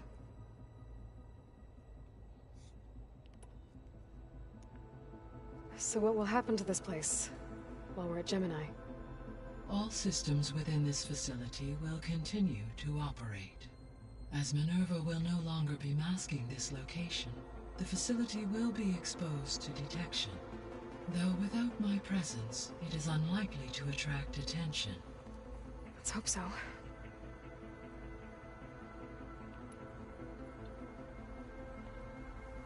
So, a while back, before the battle at Meridian, I went into Banuk territory.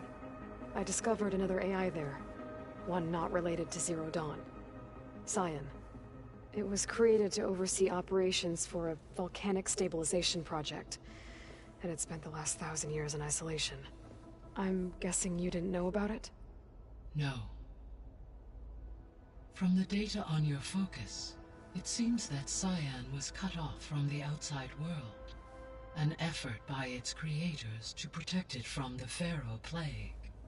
Any chance it could help us now? I have already attempted contact, with no success. Given its previous experience with accepting an outside network request, I imagine it is unwilling to do so again. Right. Because last time Hephaestus enslaved it. Well, that's too bad. I think the two of you would have had a lot to talk about.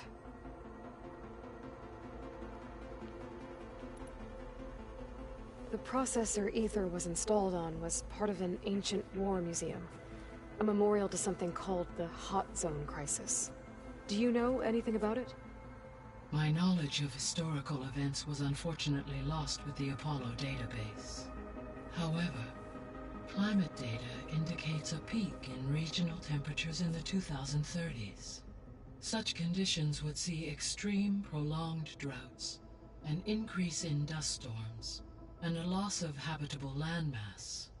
But they wouldn't have built a museum in the middle of a wasteland. So I guess things got better eventually. Yes. Data suggests that temperatures returned to average levels in the clawback era of the 2040s.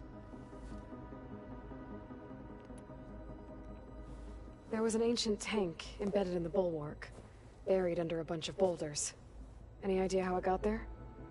During the Pharaoh Plague, the US military resumed the use of human combatants, as automated machinery was unreliable. It is possible the vehicle was part of a pre-automated war fleet. So they fought against the Pharaoh machines in the valley, until the mountain was blasted apart and buried them.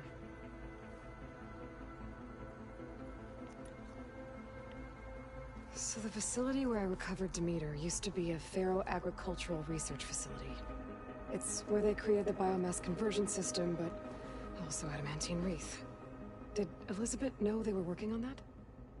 It is likely she was briefed on other efforts to combat the machine swarm, though her focus was devoted only to Zero Dawn. That makes sense. But they actually got the wreaths to work. If they've been able to deploy it against the Pharaoh Plague in time... Using the data you recovered on the project, I ran several simulations and have concluded that it would never have worked. In all scenarios, the Pharaoh war machines would eventually hack and deactivate the wreaths before they could contain the swarm. So Zero Dawn really was the only solution.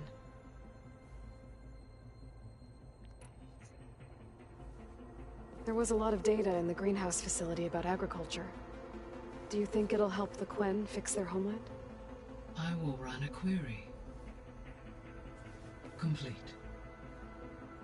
The data contains information about novel crop production methods, which may be beneficial to the tribe in the long term. But new crops aren't going to save the world, so I guess it's on us. It is.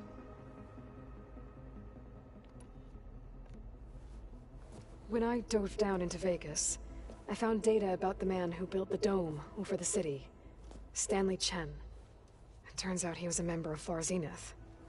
But if he loved Vegas so much, why did he abandon it? Why not try to save it? The Zeniths, at their core, have proven to be exceptional survivalists. Faced with overwhelming odds of extinction, they chose to flee. Even still, what he achieved. Water to the wasteland, an entire city brought back to life. 1,000 years later, the whole place was still on standby, just waiting for someone to come along and wake it up.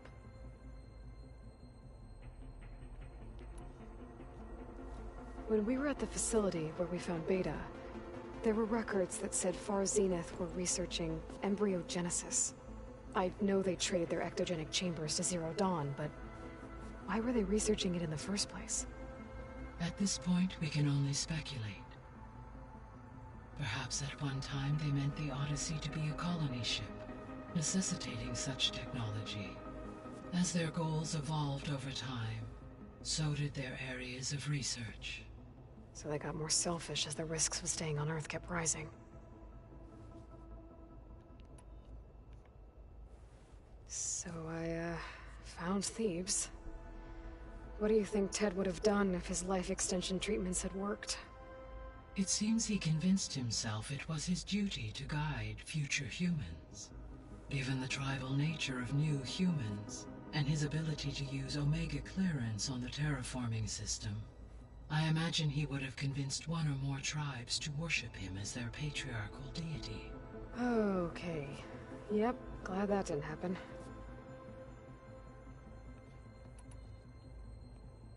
Aside from Gaia Prime and Thebes, there was one other underground facility that was sealed before the Pharaoh Plague reached it. Elysium. The place where Zero Dawn staff and their families went to live out their lives. Do you know what happened to it? Elysium was designed to provide life support for 100 years. My data indicates the facility went offline well before then. Did the Pharaoh Plague find them? Unknown. My connection to the facility was abruptly severed.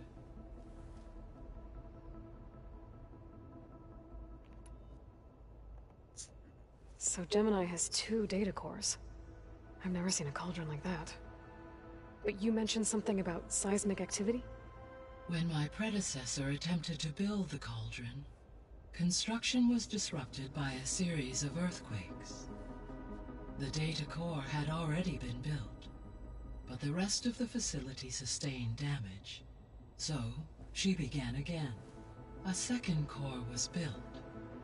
However, when more tremblers occurred, she abandoned the site. Lucky for us. Are the quakes still happening? No, though they did also create instabilities in other facilities in the region.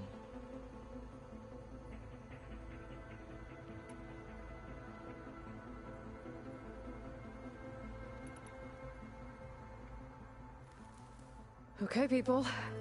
It's time to head out. I'll get everyone together.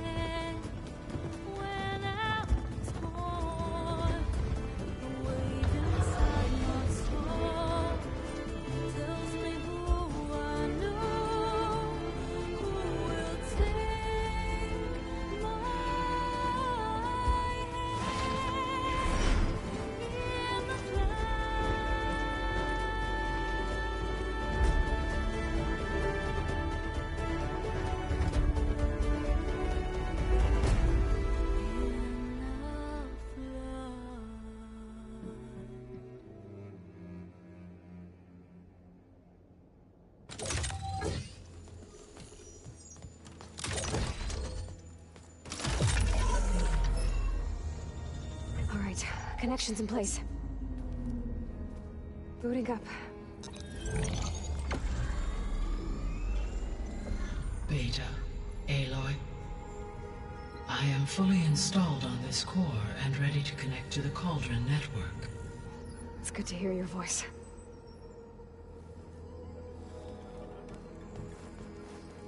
Errand, everyone. Fire your pulses and sound off. I'm at my cauldron. This thingy, it's blinking. Did I do it right? In position at my cauldron. My pulse generator is blinking also. That means they're working. I'm in position, and mine is too. Mine as well. Okay. Radio silence until I give the all clear. Signing off.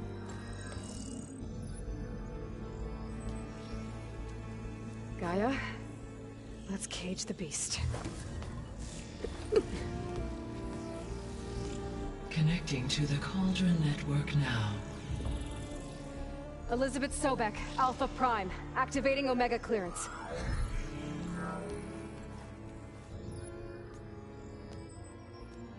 Elizabeth Sobek, Alpha Prime, activating Omega clearance. Clearance confirmed. Initiating containment sequence.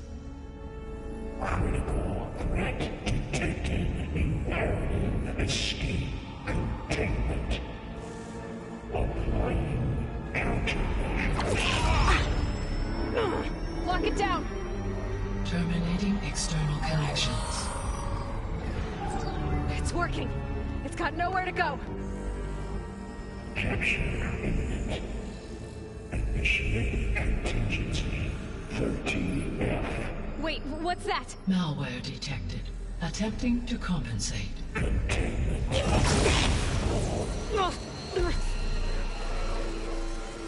It's cracked. Look! Facility activated. Engaging autonomous defenses. Directive neutralize. That means machines are on their way.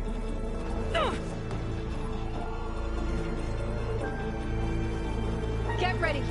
Here they come! Vor'll stay here. Protect Beta.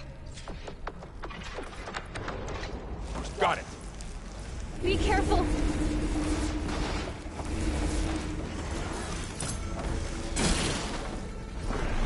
Stay back!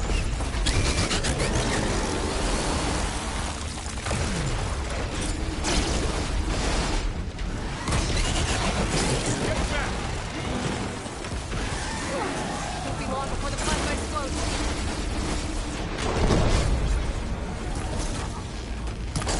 Over here, you!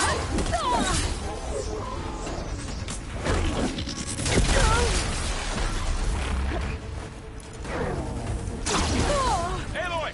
Need a hand over here!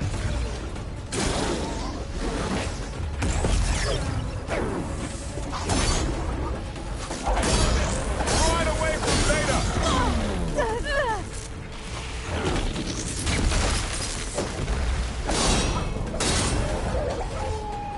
That's all done for now. You two okay? Still breathing. This'll be in my stash when I need it.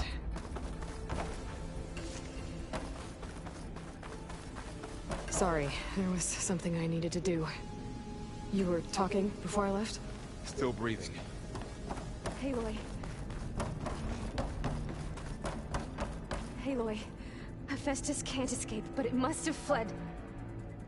Deeper into the facility. I'll drive it back here. I'll get the cracked...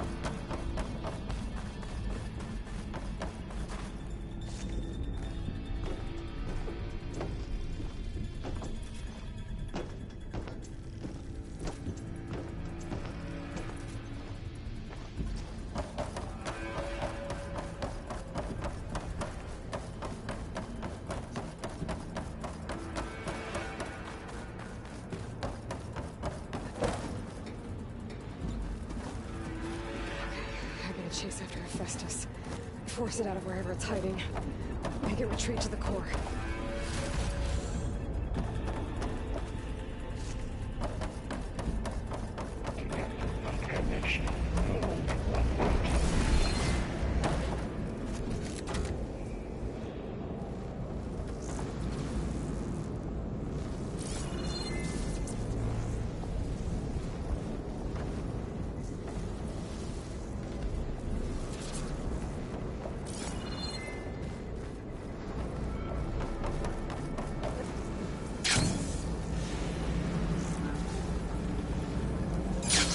Aloy, I'm patched into your focus feed.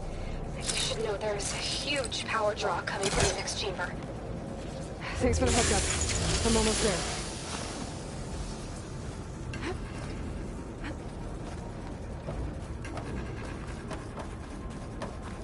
It's some kind of production chamber. Festus is up to something, all right? What kind of machine is it trying to build? I don't know, but I'm gonna shut it down. I bet those metal carriers will lead me to where it's getting materials from. I bet that's where Festus is hiding too.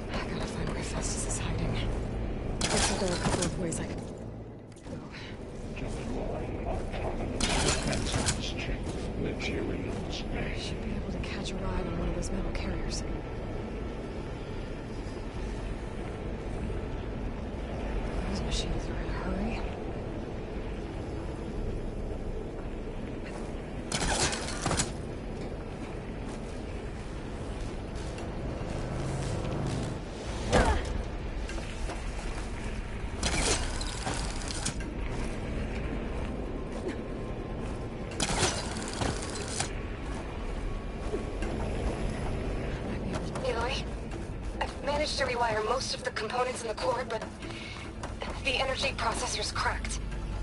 Without a way to fabricate another, there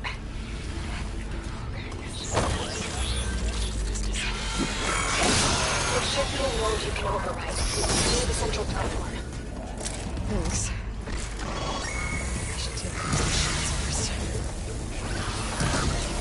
It's done. An opening.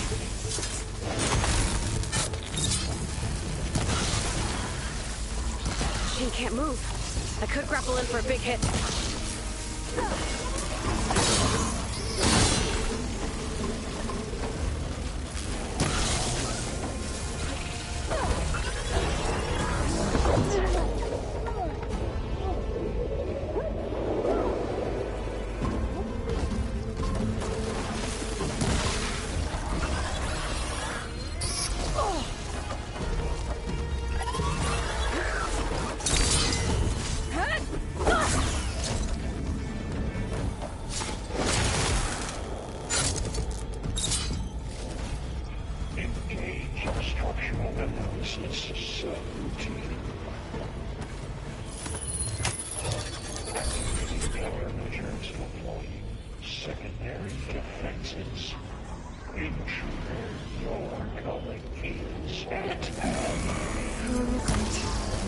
On the way. Beta! Festus has locked me out of a node. Any ideas? I'll see what I can do. Gotcha!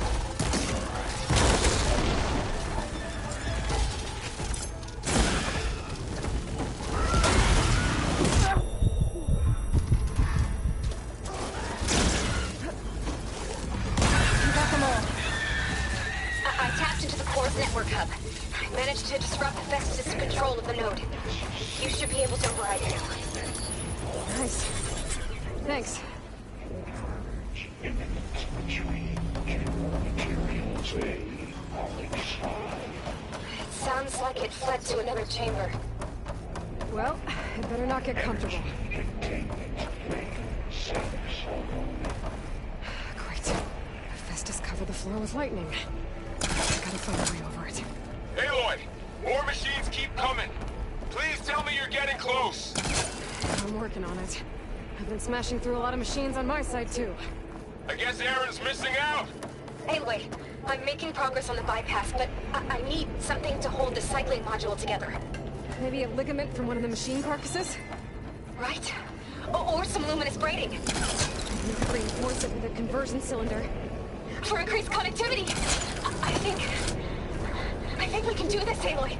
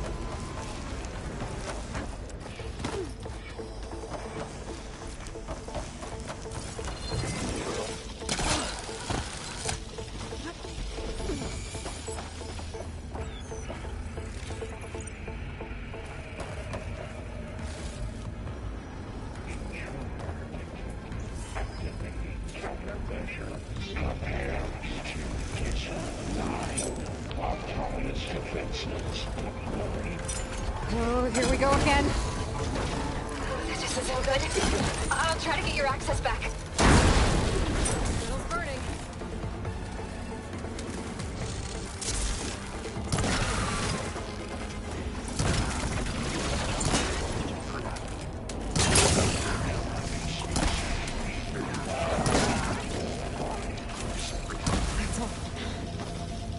And there. Node access restored. Now you can operate it. Good work. You did the heavy lifting.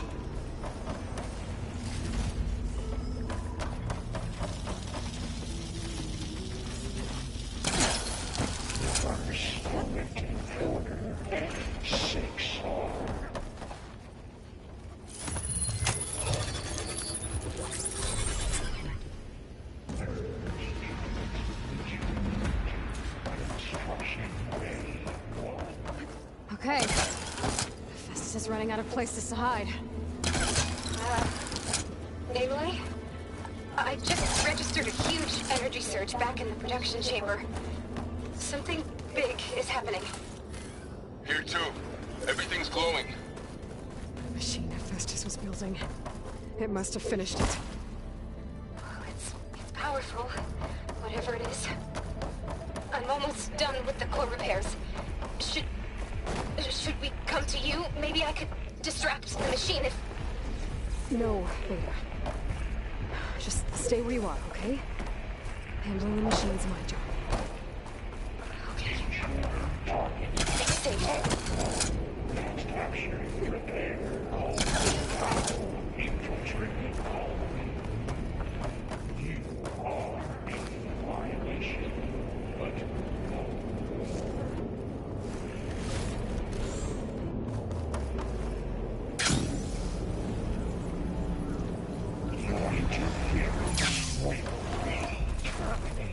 Deploying priority unit S Mark 1.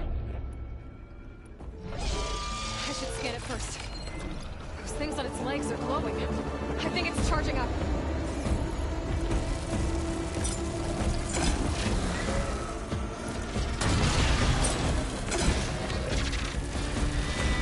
Finished charging. It's covered in plasma.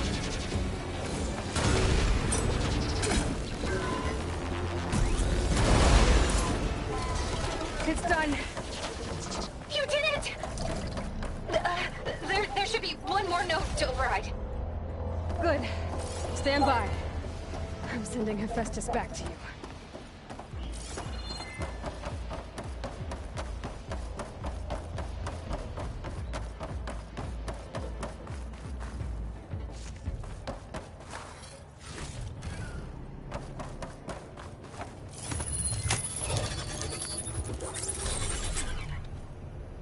No more hiding, Hephaestus!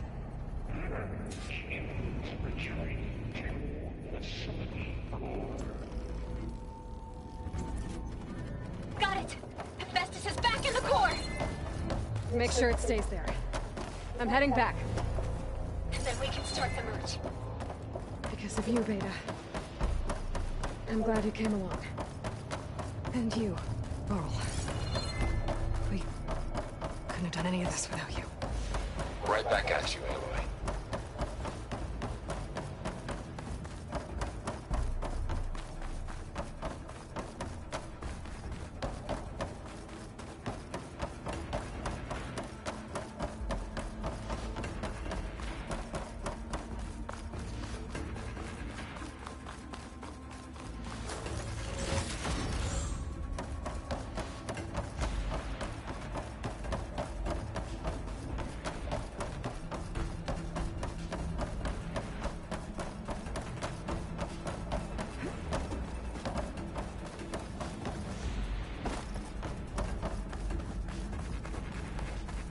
Aloy, the bypass is done. The core is stable. Hephaestus is 100% contained. Now we better get started with the merge. It's all set up. Gaia, establish the link, please. Done.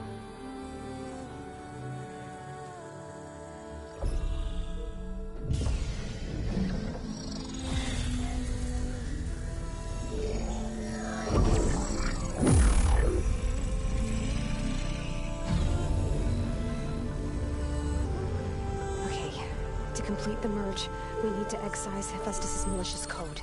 Carefully.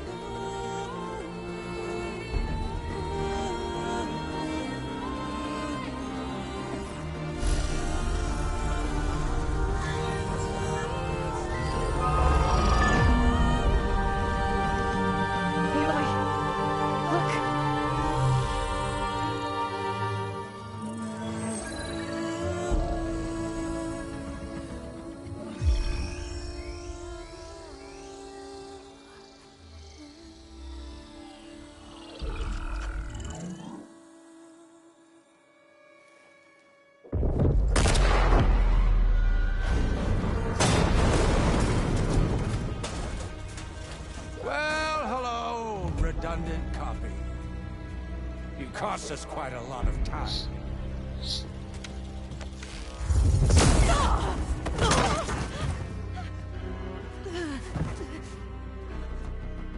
Eric, get Beta.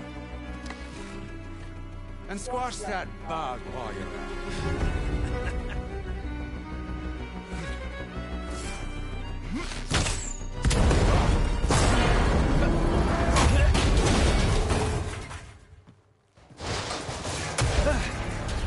Ooh! Get behind me.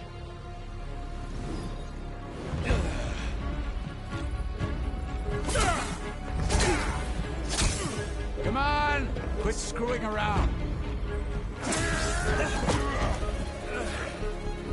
Now we're having fun, right?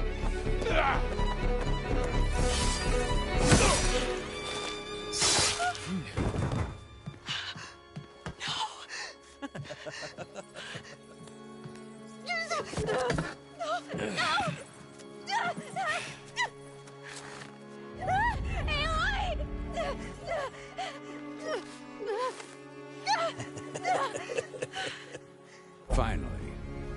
Tilda, get Gaia and Hephaestus ready for transport. Tilda! I failed. Hush. All is not lost. Tilda! What the hell are you doing? Stop her! I can't even see her!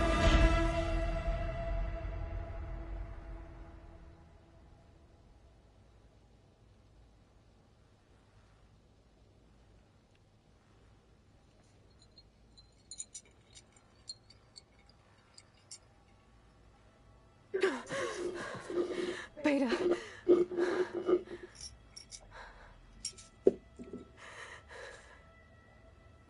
Varl.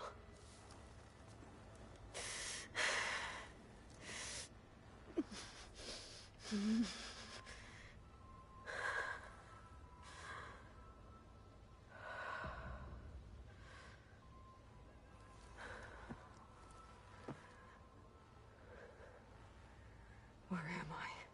Ah, you're awake. You took quite a hit when Gerard attacked you. I imagine you must still be in a great deal of pain. I can assure you that we are safe. The others can't detect us here. You mean the other Zeniths? You must be Tilda. I wasn't sure if Beta would have told you about me. Where is she? Alive. And while she isn't where she wants to be, not in urgent danger. We must discuss. Ja. Ja. Wou ik wel zeggen inderdaad. Wou ik wel zeggen inderdaad. Ja, even schoon. Wat maar de. Hè? Wat maar de. Wat maar. Ja. Wat is dat? Ben je nog niet weg geweest? Dan moet jij eens gaan regenen toch? Hè? Want het toch eens gaan regenen. Hoezo? Het zou toch gaan regenen? Ja, maar regent het niet. Heeft ook niet geregend.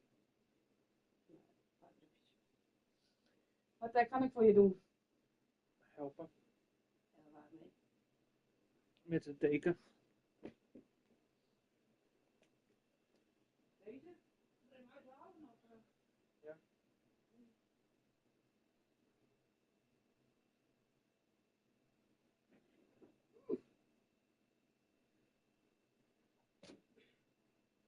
Hekelrol, afvragen. Oké, ik doe 2 lampen aan. Hé, dit is gewoon deze. Oké.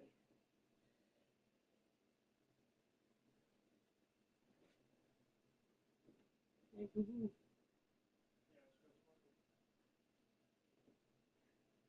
Ja, je hebt deze dingen doen.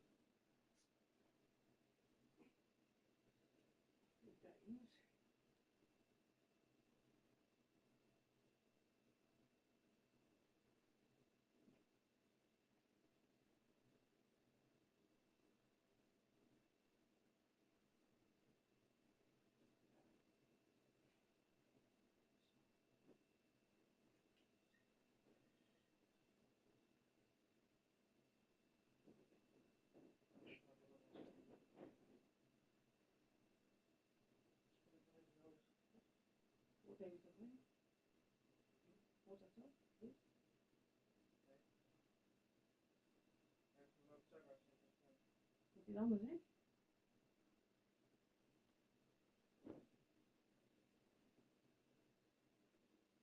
Dat ding heeft nog iets goed grondlezen.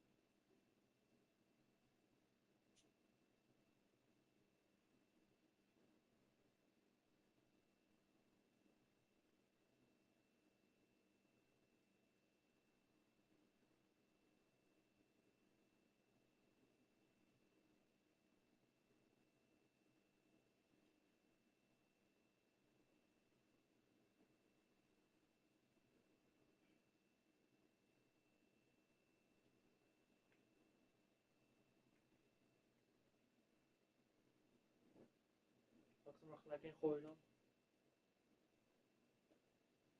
Ik weet niet wat ik nou leeg is. Ja hoor, ja.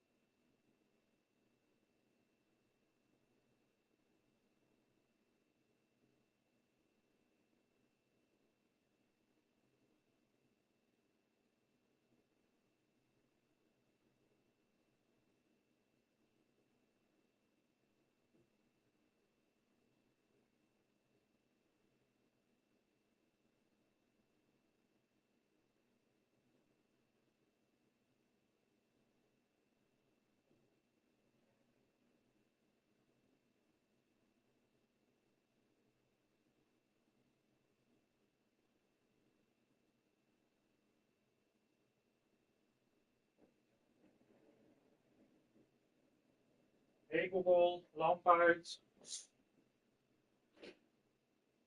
Prima, ik doe 2 lampen uit.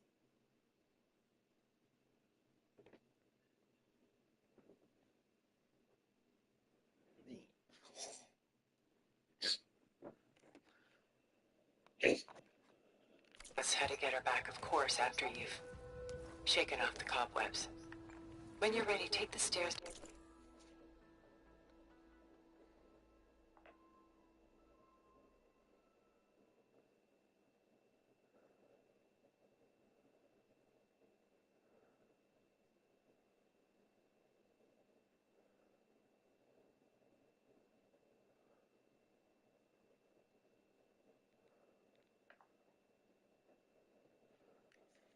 down the hall and come see me. In the meantime, I'll make breakfast. Breakfast. Okay.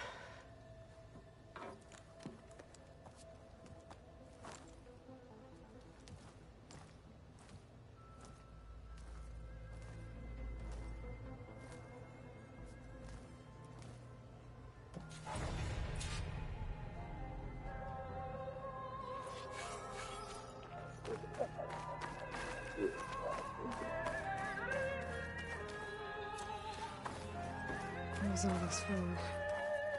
Some kind of survival bunker? Oh.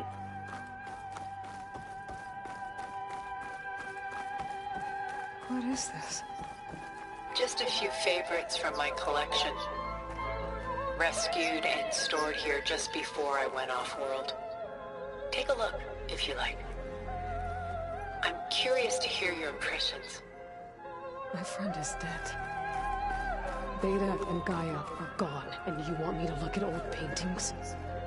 Don't be so quick to dismiss the comfort we can find in art, or the insight we might gain.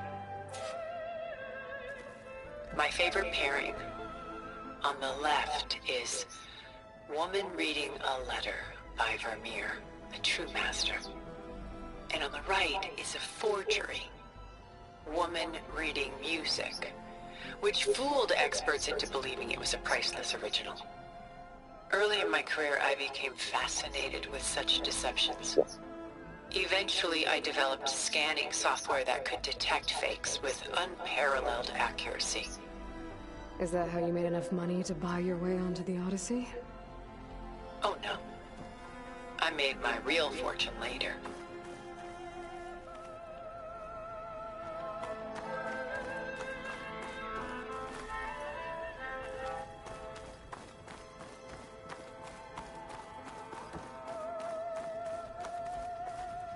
Selene and Endymion.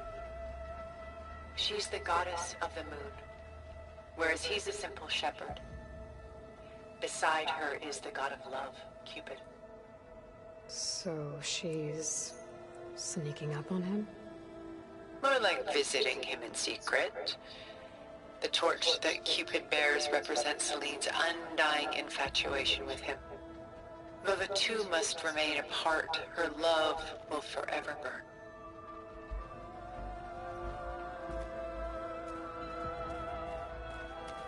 This is Rembrandt painting Jeremiah, a man in mourning. Mourning what? His home. The ancient city of Jerusalem. He foresaw its impending doom, but could do nothing to prevent it. So instead, he saved its treasures from destruction, just as I saved these works. You could say we're kindred spirits.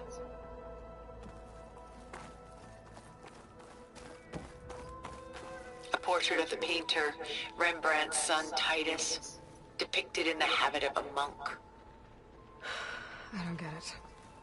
Why would someone like you, with infinite resources, care about this painting of a boy in a hood? It's not the image itself, but the feeling it conveys. The face is bright and defined, but his eyes are downcast, heavy with misfortune. And the background seems to swallow all light. The painting is infused with a sense of loss. I guess I understand how the painter feels.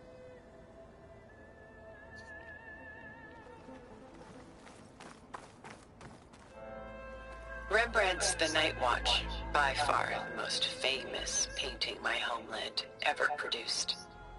It was commissioned to honor a militia made up of influential citizens. I guess you must have been an influential citizen? In my day. But not as influential as you've been in this new world.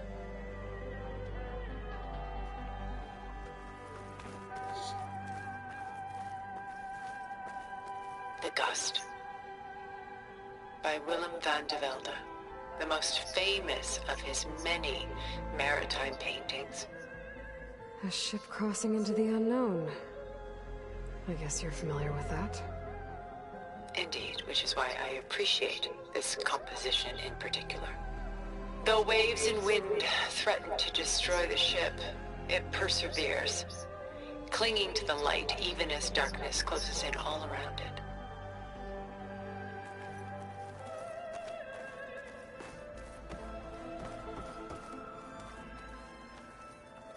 Stunning, isn't it? Paintings were the only masterpieces of my people's golden age. This is Von Vianen's lidded ewer, molded from a single sheet of silver. What was it for? How like Elizabeth you are. Function over form. Its practical purpose was less important than its meaning. Von Vianen created it in honor of his late brother, who himself was a famous silversmith. A memorial. Yes. Such beauty from sorrow.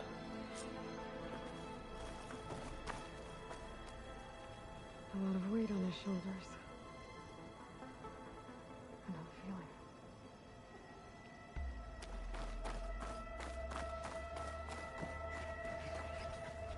She's pulling out her own hair. Out of madness, out of grief. It's hard to watch her suffer.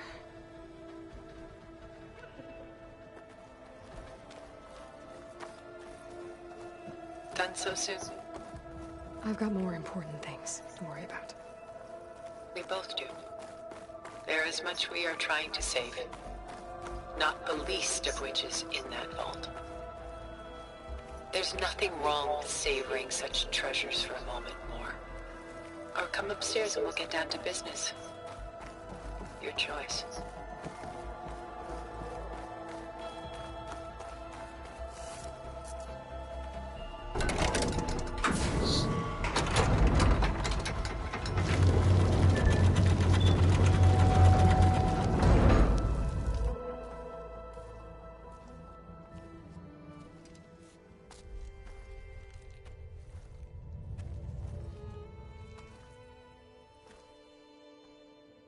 There you are. Feeling better? How did you find us? At the cauldron? And what did you do to everyone right before I passed out? All business, I see. Well, suffice it to say we were keeping a very close eye on Hephaestus, knowing we would need it at some point. Your ruse didn't fool us, and as for my little trick, it was an overload of the senses, accompanied by an energy discharge. Gerard and Eric were only momentarily disoriented due to their shields, but it rendered you unconscious while I got you out. Perhaps some breakfast might steady you a bit?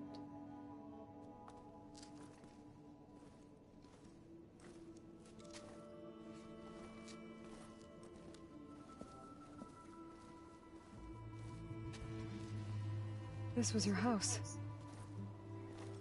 The one you recreated for Beta, in the data channel you shared. How perceptive of you. Please, this way. After everything your people have done, you think I'm just gonna sit down and have a chat with you? They're not my people. They never were, and especially not now. You shot off into space with them, and lived with them for 1,000 years before coming back. So what made you suddenly turn on them? Quite simply, this. I held focus. You repaired it? But that means you've seen incredible things. What you've accomplished in 2 decades of life.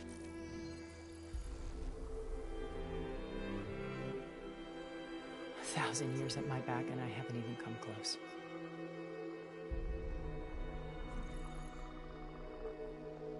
I'm sorry if I invaded your privacy, but I had to.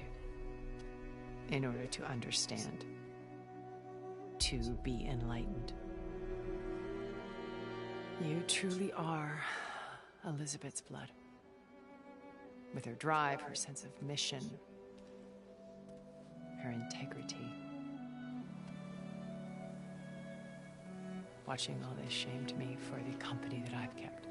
Having seen it, all I want is to help you. Even if it means stopping your friends? Especially so. Please, sit down.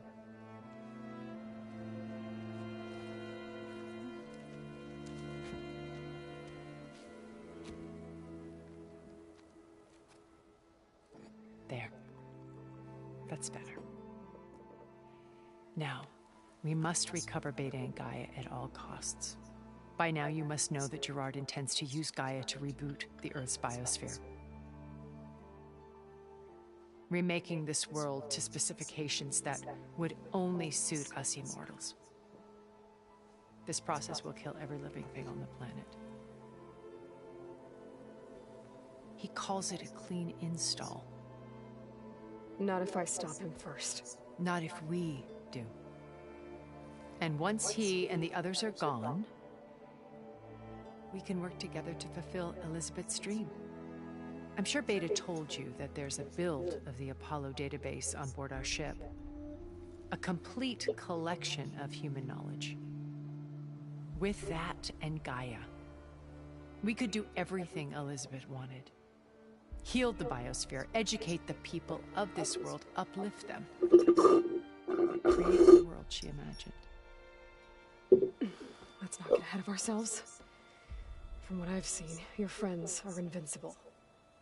I do wish you would stop calling them my friends. And they're not invincible. In fact, a friend of yours has found a way to defeat them. Silence. Oh, he's been a busy bee, building an army powerful enough to crash through Gerard's precious base. Regala and her rebels. Even now, she's preparing a final march on the Tenakth capital.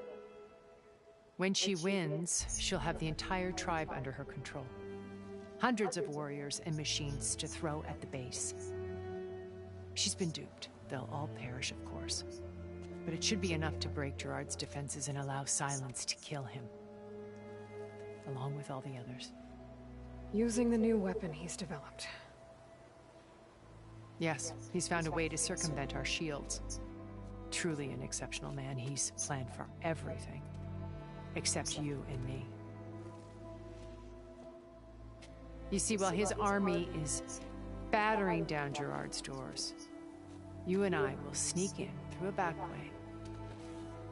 One that only I know about. While Silence and my friends are busy battling each other, we'll take back Beta and Gaia. I told you I want to help you. I mean it.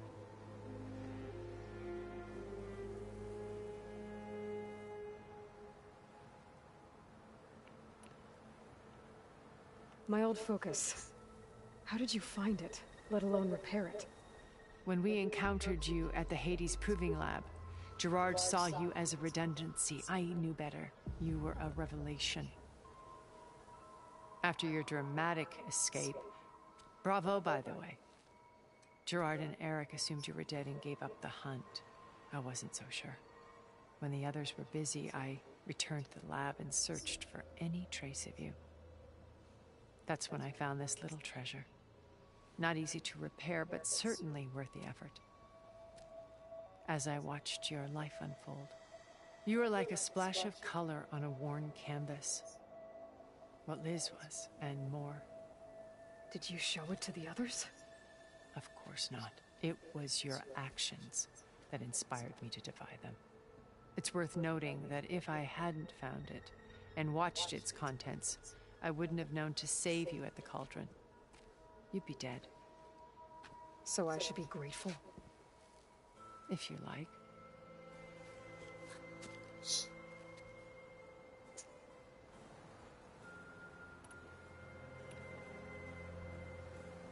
So you know all about me. What about you?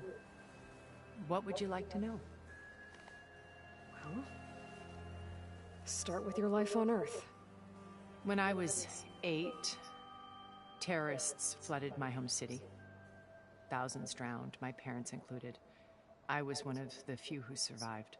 My guardian sent me to boarding school. Among my peers, I was the strange girl, the orphan to be avoided. all because of circumstances beyond my control. Oh. So we're a lot alike, huh? Aren't we? You were an outcast. But you didn't let that stop you from getting what you needed. Neither did I. I climbed my way out of desolation and used my wits to build a fortune. First from the technical analysis of art and the detection of forgeries. Profitable expertise in those days. But as it turned out, the software I developed was even more useful for counterintelligence. From there, it was only a short step to gathering extremely valuable intelligence on my own. You were a spy? More like a service one could turn to for information. I had to remain anonymous, of course, to protect my privacy. But despite that anonymity, Far Zenith inevitably sought me out.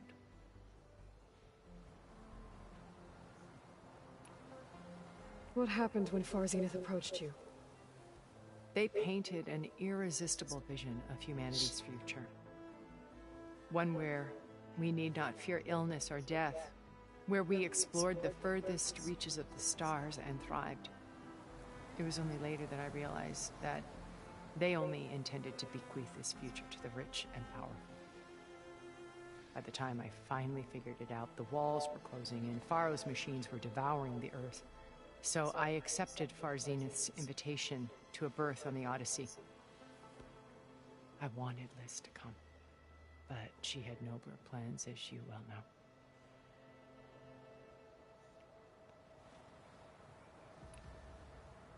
So you didn't know the other Zeniths were monsters until it was too late? I knew some of them were, certainly. It wasn't until we were off-planet that I understood the true scope of their greed. I was grateful to simply be alive, but the others became obsessed with a kind of effortless immortality. They built a colony where machines serviced their every need, where any memory or fantasy could be endlessly savored in virtual reality. It wasn't life. It was stultifying, a pampered dream state. As the decades passed, I withdrew more and more, alone yet again, but this time with eons to consider my mistakes. Now finally, having met you, I feel like I have a second chance. To do what? Help you, of course. To fulfill Liz's dream, which isn't so different from Far Zenith's original vision. A better future for humanity.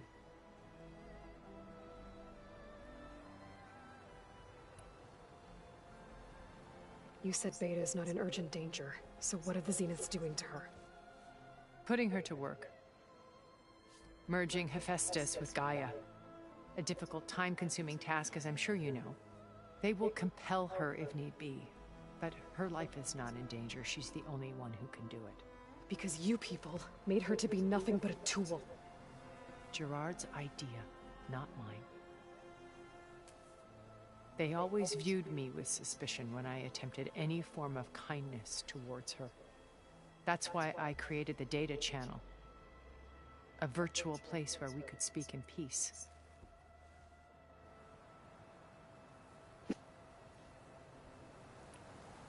So this channel you shared with Beta, none of the other Zeniths ever found out about it? Gerard believes he's the most cunning of all of us. Even after 1,000 years, he still can't imagine that I would outwit him. The channel allowed me to interact with Beta away from their mistrustful eyes. It offered us a chance to be ourselves. Until you cut off all contact. Yes, though it pained me. I was worried that our meetings would do her more harm than good. Well, she felt like you tossed her aside. I was afraid the others would find out and punish her. She may not have had the comforts of friendship anymore, but at least I ensured she was safe. I know it seems harsh, but you must believe that her well-being has always been paramount to me. Why did you make the data channel look like this place? I built this house as a shelter to weather any storm. A safe place. Not just for me, but for the art stored below. Cultural artifacts of incalculable value. Truly some of the greatest achievements of human civilization. And you wanted Beta to see them? Yes. Her upbringing was so cold and technical. I thought if she could experience Vermeer and Rembrandt, it would bring something else into her life. A heritage every bit as valuable as the scientific and technical data being drummed into her. I'm sorry I had to cut off contact, but I'll never regret sharing this house with her. She needed its shelter even more than I did. Beta told me your colony was destroyed. That you came back to Earth because you had nowhere else to go. It's true. After we reached our destination, a planet in the Sirius star system, we spent decades building a new home. The physical constraints of Earth, the boundaries of mortality, gone. To think of what we could have done with it. It might have been a utopia. Instead, we stagnated, absorbed in effortless comforts and virtual realities. It took a cataclysm to finally yank us out of our stupor. What happened? A massive geological event. We knew of instabilities in the planet core, but we underestimated them. By the time the collapse was upon us, it was too late to stop it. Only a few of us made it to the ship in time. We set course for Earth, the only safe harbor left to us. Which you decided to make unsafe for anyone else. Not me. Gerard. He believes it's better to wipe the canvas clean than work around the smudges. No more primitive tribes, no more combat machines, only a blank slate to do with as he pleases. But we will stop him. All we have to do is get into that base. What exactly is your plan to sneak into the Zenith base? We will make use of a lesson I learned from an early age. Always know your exits. In this case, a place where Gerard's new construction meets the ancient foundation, a passage that only I can access. When Silence flings his army at the base, we will enter through this back door, bypassing most of the fighting.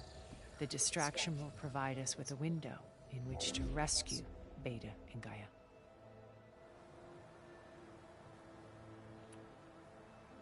Once we're inside the base, where will we find Beta and Gaia? Here in the command center.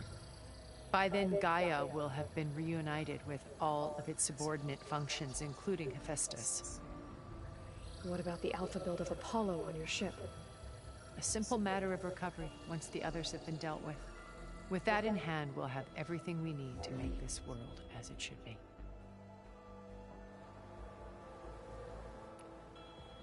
How do you know about Silence's plan?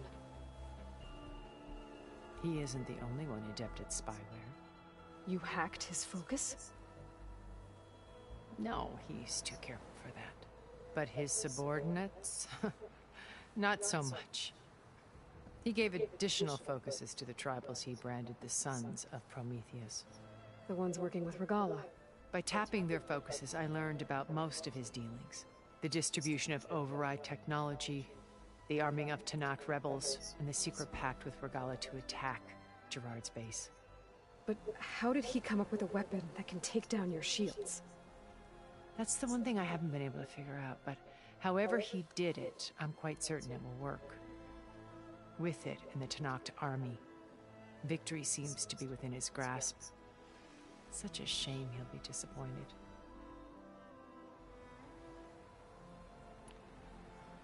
Regala's only interested in killing Hekarro and waging war on the Karja. What does she have to gain by attacking Zeniths? It's the price she must pay for her war. Without the ability to override machines, her little rebellion would have languished in the desert. So she trades with the Sons of Prometheus. Machines to help her overthrow Hekarro. In exchange for an assault on the base. pride has deluded her into thinking she can actually survive such a battle. And all without ever knowing who the sons of Prometheus really answer to.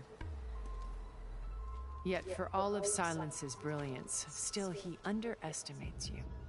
That blind spot is what will allow us to take Beta and Gaia right out from under him. While hundreds of Tanakh are cut down outside. So you knew Elizabeth. What was she like? Liz was everything she was. I see in you. And more. Your ingenuity, your determination, your moral compass. You've managed to distill her greatest qualities and make them your own. I'm not asking about me. Tell me about Elizabeth. What was she really like? The honest answer is that I don't actually know. For all the time that I spent with her, she always kept a part of herself locked away. It was like that from the moment we met.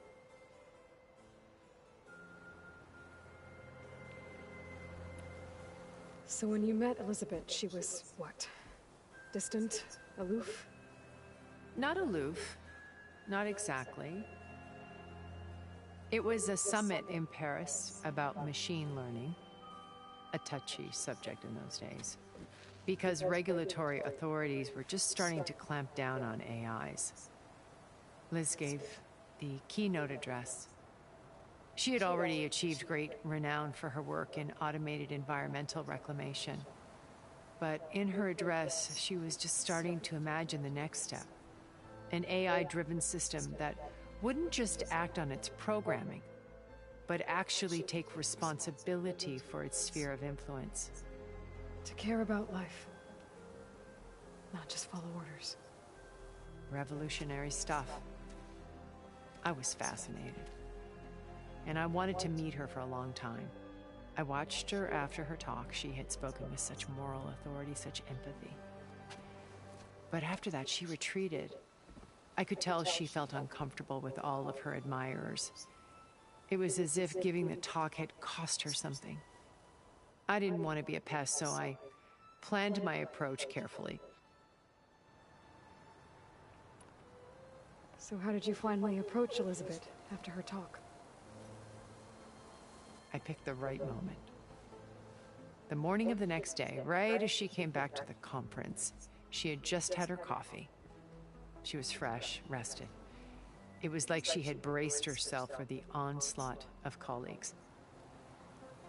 I asked if I could walk with her, then put forth a question about her talk that I thought was intelligent. Her answer made me realize it wasn't, but she was very welcoming. Almost as if we were previously acquainted. It was only halfway through the conversation that I realized she knew exactly who I was. It was quite a shock to me. My business was trafficking in secrets, and I took great pains to protect my anonymity. So that was Liz, perpetually one step ahead. I came to view our meeting as a metaphor for our friendship. She always seemed to know me far better than I knew her. I guess I know the feeling.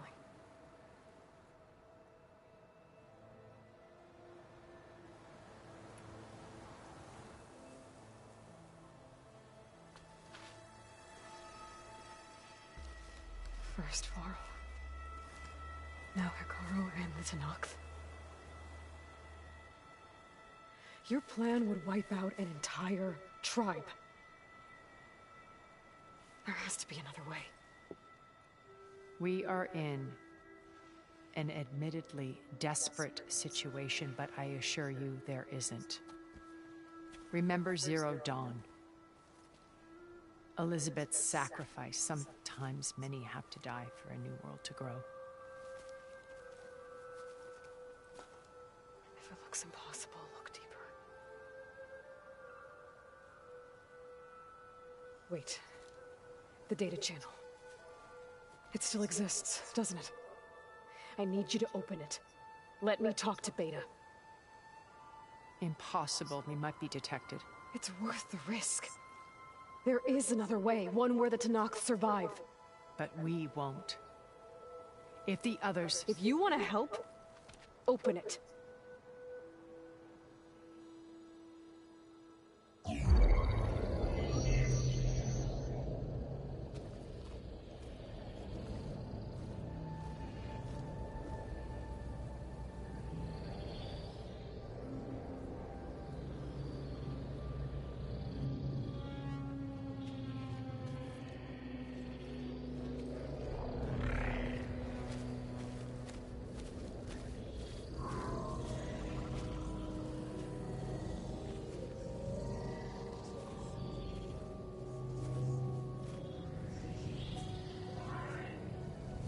What are they doing to her?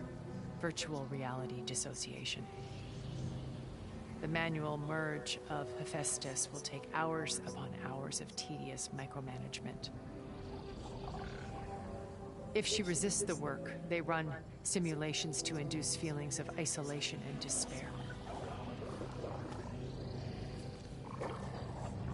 Beta, can you hear me? You're alive. They're watching me. I can't hold up this extra projection for long. You should have killed me. No. No, look at me. I'm coming for you. I promise, okay?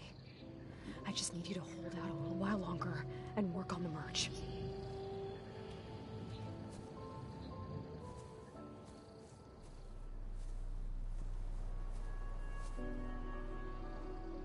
Then I think it can be done. I'll contact again when it's time. Can you hold on? As long as I know you're coming for me, I can endure anything.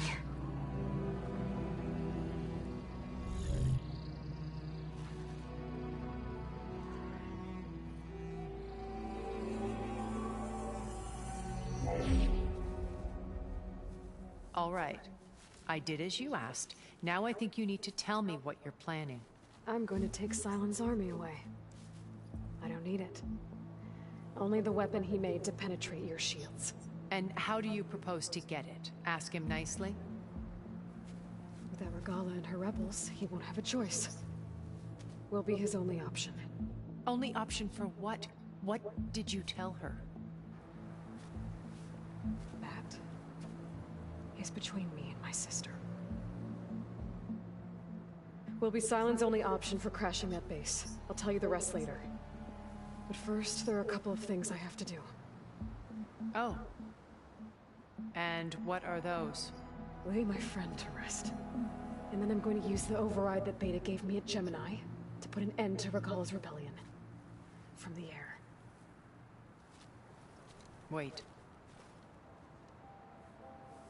Since you insist on doing things your way, I know of something that will truly help you make a grand entrance with the Tenakth. The ancient Horus Titans still possess electromagnetic energy cells as part of their arsenal. Drop one of those on Regala's army and they'll receive quite a surprise.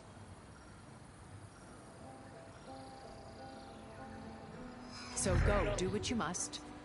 I'll come to your base if you manage to bring Sylens to the table. Not if. When.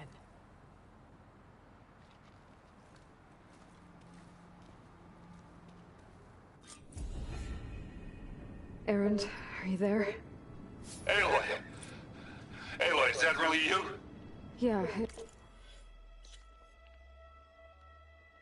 it's me.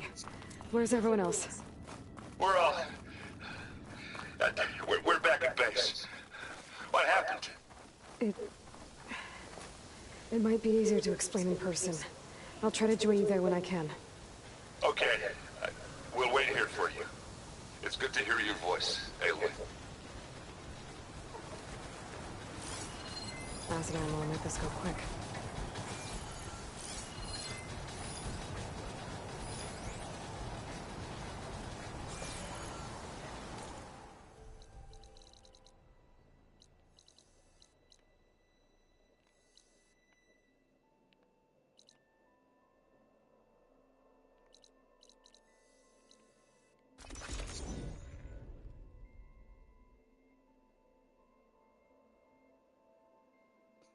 Just to let you know, I'm now patched into your focus network. Great. I take it the other Zeniths can't hear us? Of course not. And they don't know about your base either, in case you were wondering. I've sent you data on the Horus energy cells you can use against Regala's forces. Reach out to me when you're ready to acquire one. Understood.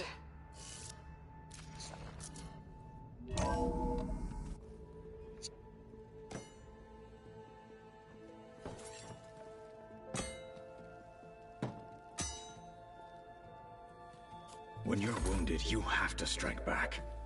Draw blood. Hey! Can't I get one damn minute to mourn my friend? Regala is going to slaughter my tribe to overthrow Hikaru. The Zeniths have Beta and Gaia. We can't sit around wallowing in our losses. Kotallo's right. We must fight. All right, so what are we gonna do, huh? Take on all of Regala's rebels? Not to mention the Zeniths. What can we even do? Throw ourselves at their base? Something like that.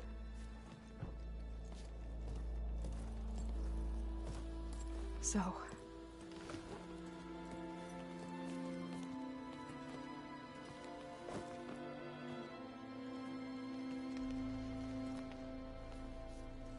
After we lost contact with you, we regrouped and went to Gemini. What happened? The recording we found on Varl's focus cut off when that Zenith Eric... The Zeniths were tracking Hephaestus. When Gaia trapped it in Gemini, they knew where we were. After Varl tried to stop them. They took Beta and Gaia. I only survived because one of the Zeniths turned against the others to save me. One of them? Well... at least we didn't lose you too. So what do we do now? We're going to defeat the Zeniths. And get Beta and Gaia back. But first, we're going to stop Regala. How? Back in Gemini, Beta gave me a gift. There's something I need to do first to make it work, but it could put an end to the bloodshed. Word is, Regala's readying her army for an all-out assault on the Grove. I need to be there. I know. Go. Stand with Hikaru. And keep an eye on the sky. Strike true as the 10. The rest of you, whatever preparations you need to make, upgrades, resupplies, get on it. It won't be long before we take the fight to the Zeniths. We'll be ready, Aloy. And when you're ready, meet me outside the east exit. I'd like to have a word in private. Even when things are darkest, you're the flame that lights the way forward. Just tell me one thing. Am I gonna get to smash up a bunch of Zenith bastards? We all are. Good.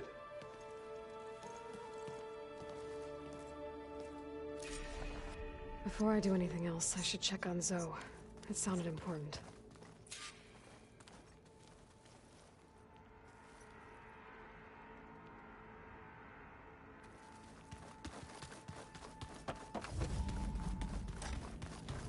This room looks different. That hologram looks like a cauldron symbol. Gaia's doing, probably.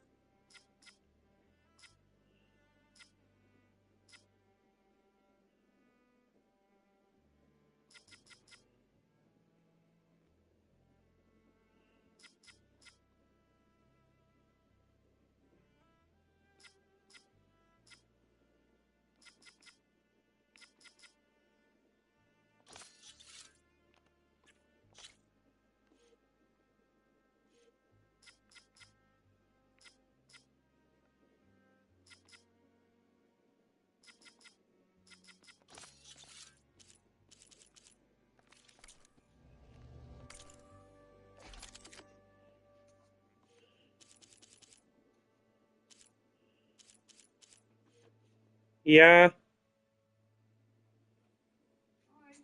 Ja. Twee biertjes? Niet echt. Niet? Oké. Heb je nog wat nodig? Niet dat ik weet.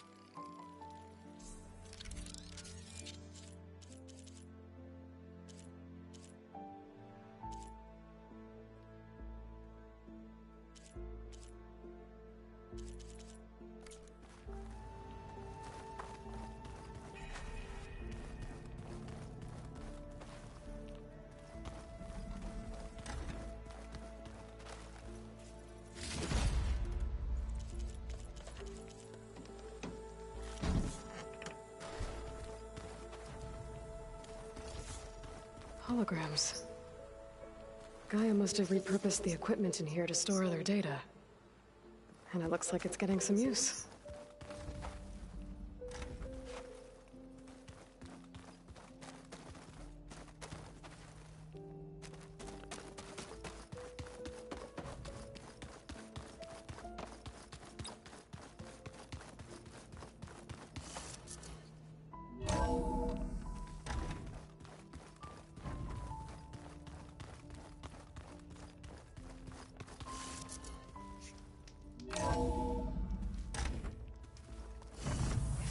Can survive freezing?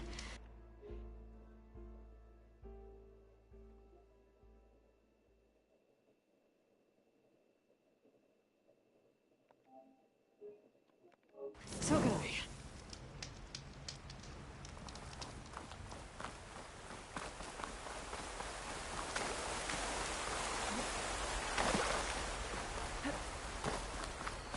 Over here, Aloy.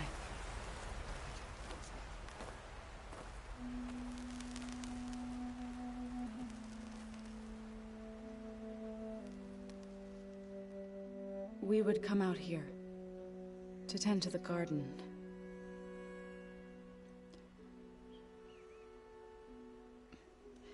Sometimes I needed fresh air. Other times we would simply sit and watch the sunrise. So when we returned from Gemini, it seemed fitting that he be laid to rest here. Now he can always look out at Plainsong and...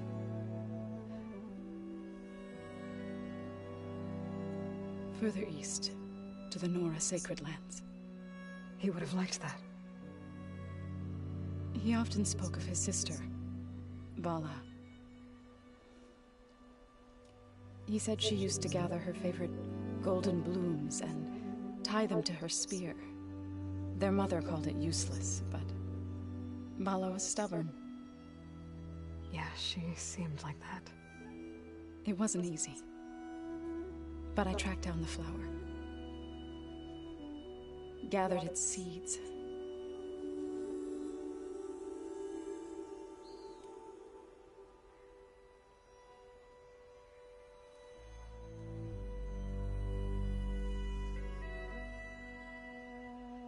As verdant limbs wither, roots rot in snow, still the sea rises, as certain as stone. From death follows new life. So it is with the land.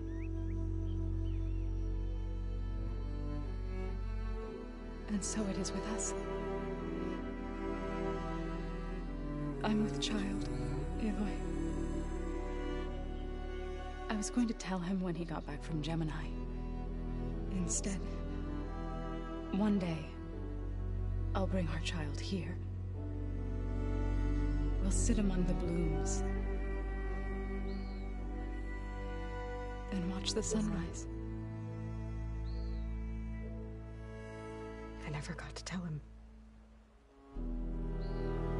To thank him. For saving my life, sure, but also for not giving up on me.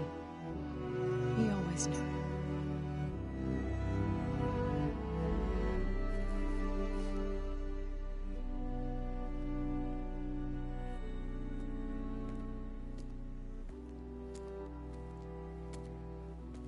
Goodbye, Varl. I promise to look after them.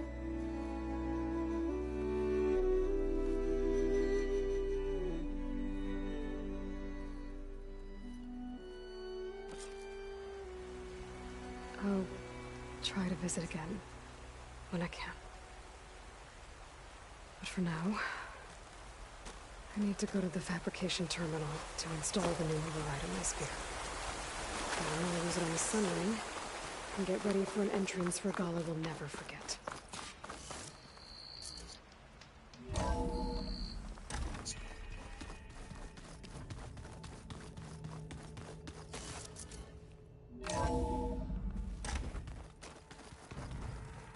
Just you wait, Varl. We're taking those space slugs down.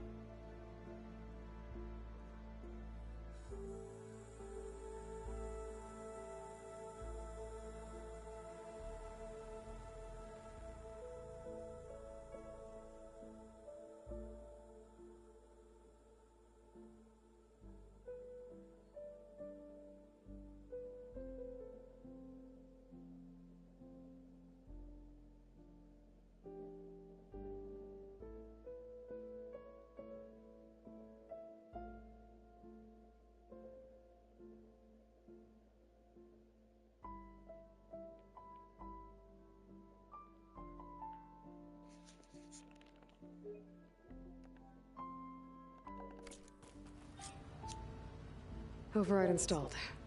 Now to find a sunwing. I think there are some roosting at the top of the mountain.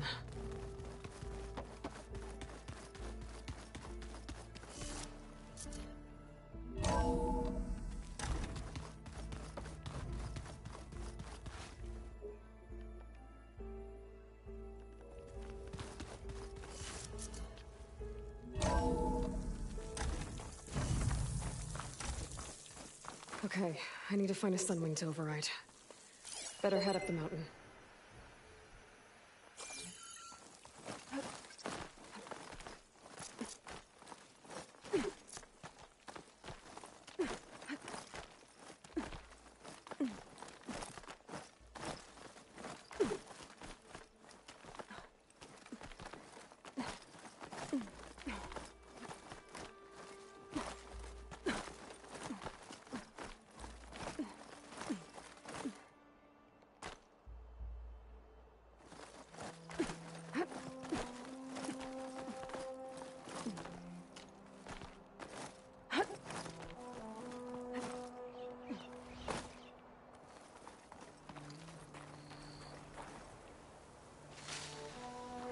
Pack's full, but my step good. There are sunwings up here. I'll have to approach them quietly.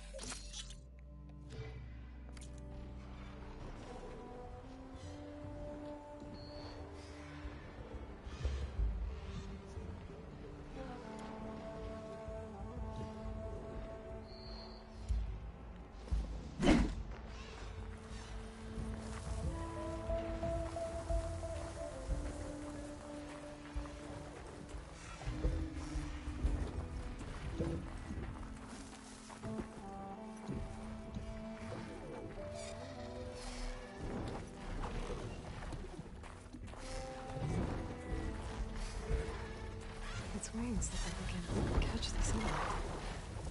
Probably a fast flyer, too.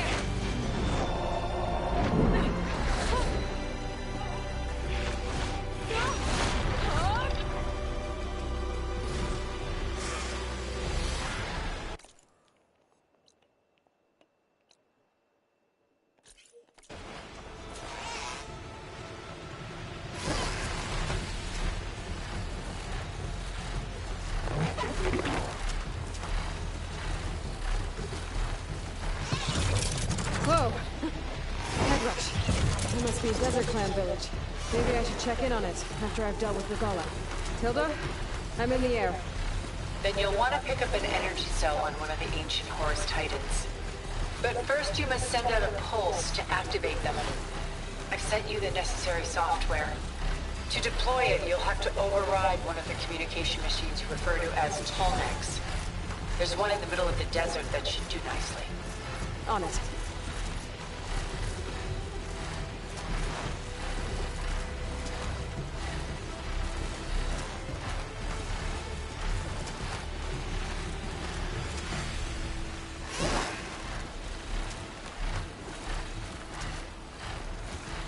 There's a tonic. Need to get on top of its head.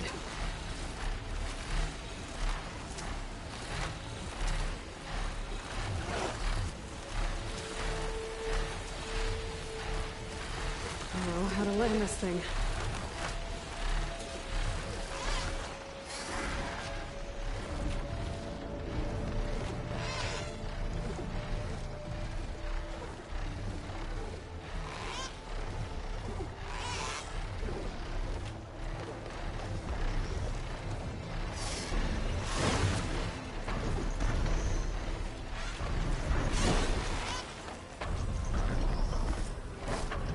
Made it.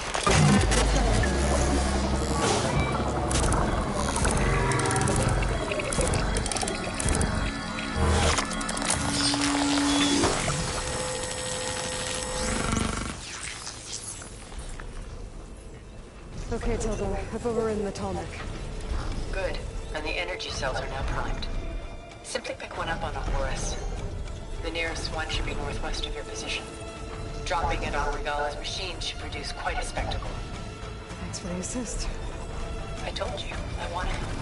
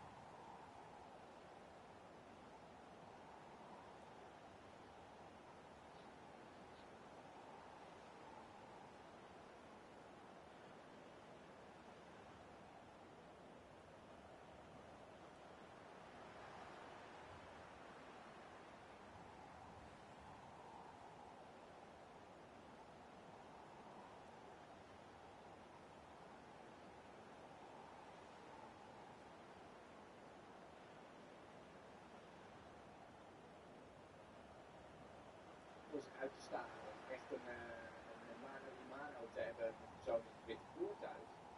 Maar je zou ook haast zeggen, het is insurance fraud, om gewoon expres in de weg te staan. Ja. We missen heel veel context hierbij. Ik denk dat dat één ding wat zeker is, maar wat we hieruit kunnen opmaken, ga gewoon uit de fucking weg. Ga gewoon niet midden op de weg staan. Weet je, waar voertuigen rijden, ga daar niet staan. Een swing en een miss. Ik bedoel, zullen we het even hebben over de voorgroep? Dit kan heel verwarrend zijn vanuit een bepaalde afstand, een bepaald perspectief. Ik zit van, heeft hij het zo goed? Heeft hij het zo goed? Heeft hij het zo willen boeken? Dus dat ga je een beetje krijgen.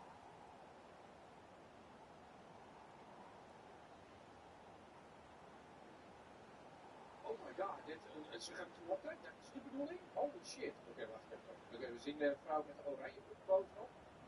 Wederom bovenop.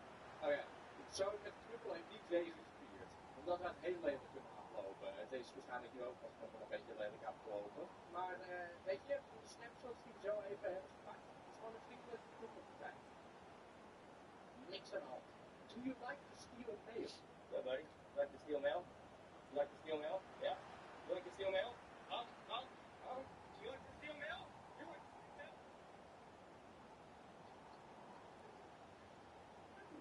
Yeah, go ahead. Go ahead. Where are you going? Damn, die guy ziet niks meer. Die is vol gesproeid met pepperspray.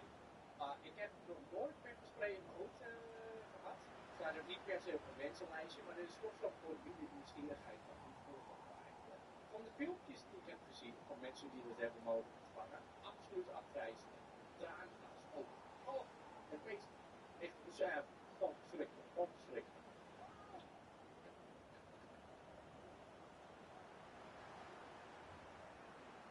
Voor de rest is het ondertiteling, maar er is nog een borstelpartij om de persoon aan te houden. Ja, ik heb dit eens een keer eerder gezien. Ik weet even niet meer exact waar, maar van mensen die inderdaad posten aan het stelen zijn. En dan kon ik er niet helemaal bij waarom dat was. Waarom jullie het doorgevende antwoord gaven van dat heeft iets met salarisstrookjes of uitkeringsdingetjes te maken. En dat wordt dan via de post gestuurd en dat stelen ze en dan gaan ze het zelf innen. Iets in die geest zou het zijn. Well, he hasn't started it yet. He's basing this out. Fuck is dat geknetter wat ik hoor. Maar is dit überhaupt, hij stapt al in dit voertuig, uit een bestuurdersstoel. Je zou zeggen, als je zo'n voertuig hebt, nou kijk weet je, dit is exact hetzelfde argument wat ik toen ook gebruikte. Dat waren twee mensen die toen in de sportwagen zaten, die toen post aan het stelen waren. Dat ik ook zat van, zo'n pure sportwagen en dan even post stelen, dat is een beetje contrast. Je kunt natuurlijk voertuigen huren, of voertuig stelen is natuurlijk ook een optie. Maar het is ook een contrast van, weet je, dan heb je zo'n mooi voertuig en je gaat shit stelen. Terwijl, wat blijkt hier bij het begin, is dat hij op zo'n handscootertje, zo'n stepje, zeg maar, is. Dus, ja, het is gewoon, steel gewoon niet. Holding on for dear life. Dat is een attractie en dan zit je eigenlijk niet goed vast. Dat is geen pretje. Oh my god. Oh, maar dit is toch niet oké? Maar zo'n attractie, waarom moet je nog zo vasthouden? Het is toch helemaal dikke vette schijf? Het is toch helemaal geen veilige attractie? Deze persoon kan tevens ook een riem gebruiken. Goede keuze ook wel, met de bruine onderbroek, weet je. Gecamoufleerd, zit altijd goed. Maar is het dan niet de bedoeling bij zo'n hobbelige attractie zoals deze, dat je dan zo'n schouder, van die schouderbanden hebt, dat je gewoon vast zit, weet je? Want om zo losgespeten te worden als je jezelf niet vasthoudt, dit is gewoon uit het veilig, joh. Ook al ben je relatief licht losgeschud, als je één keer los bent, is het gewoon ellende. Kijk nou, dat is toch niet oké? Dit is niet oké. Deze attractie is niet oké. Zeker ook als attracties ouder zijnde. Als je iemand zo zit loslaten en losbundelen, dan zeg je toch van stop, toch? Ik kan me niet voorstellen dat dit door de veiligheidsinspectie heen is gegaan. Maar goed, ik doe die inspectie ook niet. Doe je burn-out? Oh, dat is niet wat ik had verwacht. Ik denk dat die koppeling loste, waardoor de persoon is gevallen. En de auto die ervoor staat, heeft waarschijnlijk de afdruk van een motor. Dit is die keuze van Peter Griffin, pijn aan kniegeluid op te doen.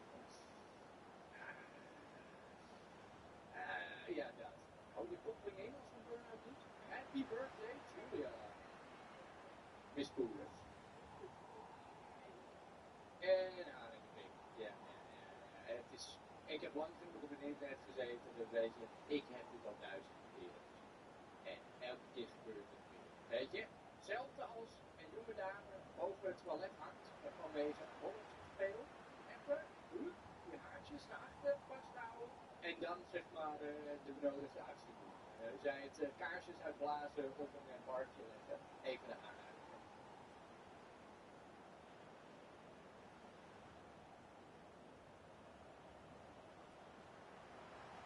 Wat is dit? Oh my god. Oké, er is, of is het een verzekeringsmaatschappij die Interpol, glashelder. Echt, die kunnen van de licentie opvragen voor dit clipje, want dit slaat echt absoluut nergens op. Eerst 1 keer, weet je, 2 keer. Kan gebeuren, maar 3 keer is geen slecht, toch? De doorgang zal pas zijn waar alles goed voor staat. Ja, dat je ook goed heen moet stappen. Dat zal het zijn. En bon, nee, het is 4 keer. Het is zo'n Sherlock Holmes clipje, waarin de discombobulator wordt vanuit. First she's gonna run into the window, discombobulate. She's gonna run into the second window, because she's confused, discombobulate. No worries, she's gonna hit the third window, because she's still confused and embarrassed, discombobulate. And then she's going to through the doorway. Eigenlijk, je ziet het ook gewoon, hè. Je ziet de doorgang. Het zegt bij gele tape, gewoon hier, je moet hier wezen. Er staan nog net geen rode pijlen en zetten zo'n rode cirkel omheen. Van, hier moet je wezen. Guy loses $1,500 but the stock price tanks less than a minute after he invests.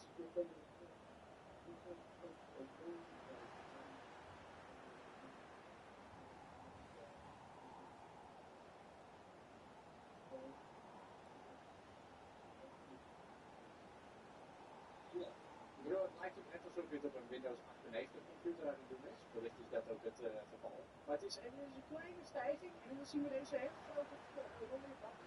Ja. Dus weet je, dan kan je nog met theorieën komen van ja, weet je, hij zit nu op de deel, dan gaat hij weer omhoog en blablabla.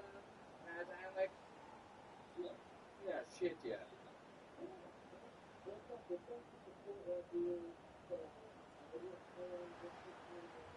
Hoping.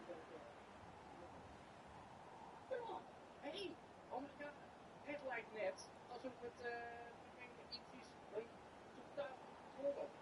Ik zou een crypto geintje en een innovatief geintje kunnen maken. Ik denk doordat ik zeg maar nu al een beetje dit uitleg, dat, weet je, het geintje schrijft zichzelf.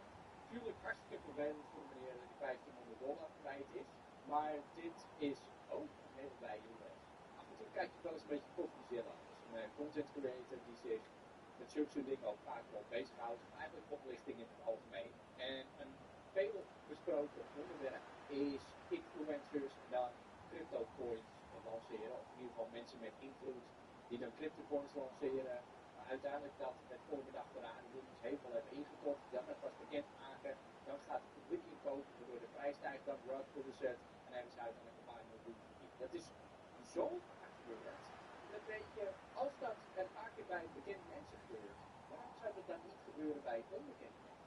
Of onbekende klanten? Het is zo absoluut fragiel.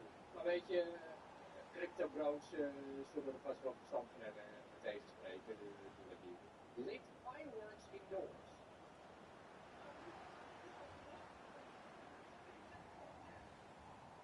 Nou kan ik totaal niet verstaan. Ik wil zeggen Oost-Europa.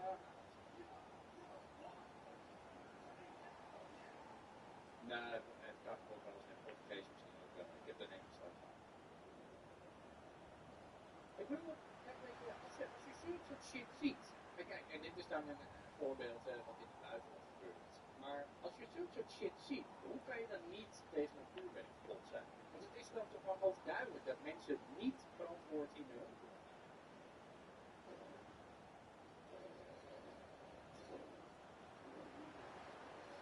Nou ja, je hoort al netter, je ziet het niet, maar echt, vuurwerk en camera's is geen goede combinatie. Want mensen gaan dingen doen die ze normaal gesproken niet zouden doen, maar puur voor het beeld, een vet beeldmateriaal te creëren, dan doen ze dat. En uiteindelijk wat ik gecreëerd, ja, weet ik veel, wellicht gewoon een paar vingers weg. Officieel, wie weet. Walking the plank. Met een zware motor. En het gaat het toch niet worden. Het is ook zo lekker glibberig. Hè? Je ziet het zeg maar zo glanzen dat hij zo lekker glibberig is. Maar het motor vasthouden, niet aan de zijkant, maar aan de kop en aan de start. Je hoort het. Iedereen weet al dat het gaat gebeuren. En waarom gaan die anderen niet mee? Omdat de plank het niet houdt, hè?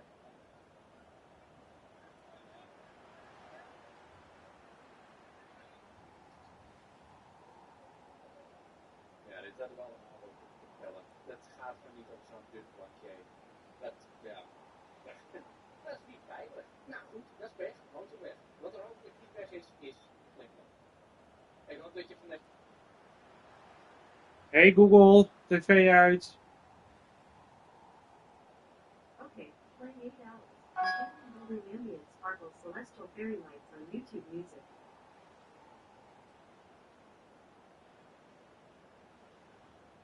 Hey Google, stop.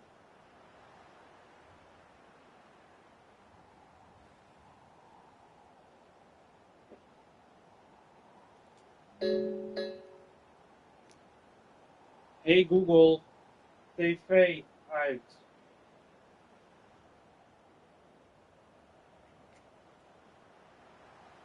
Hey Google, tv uit.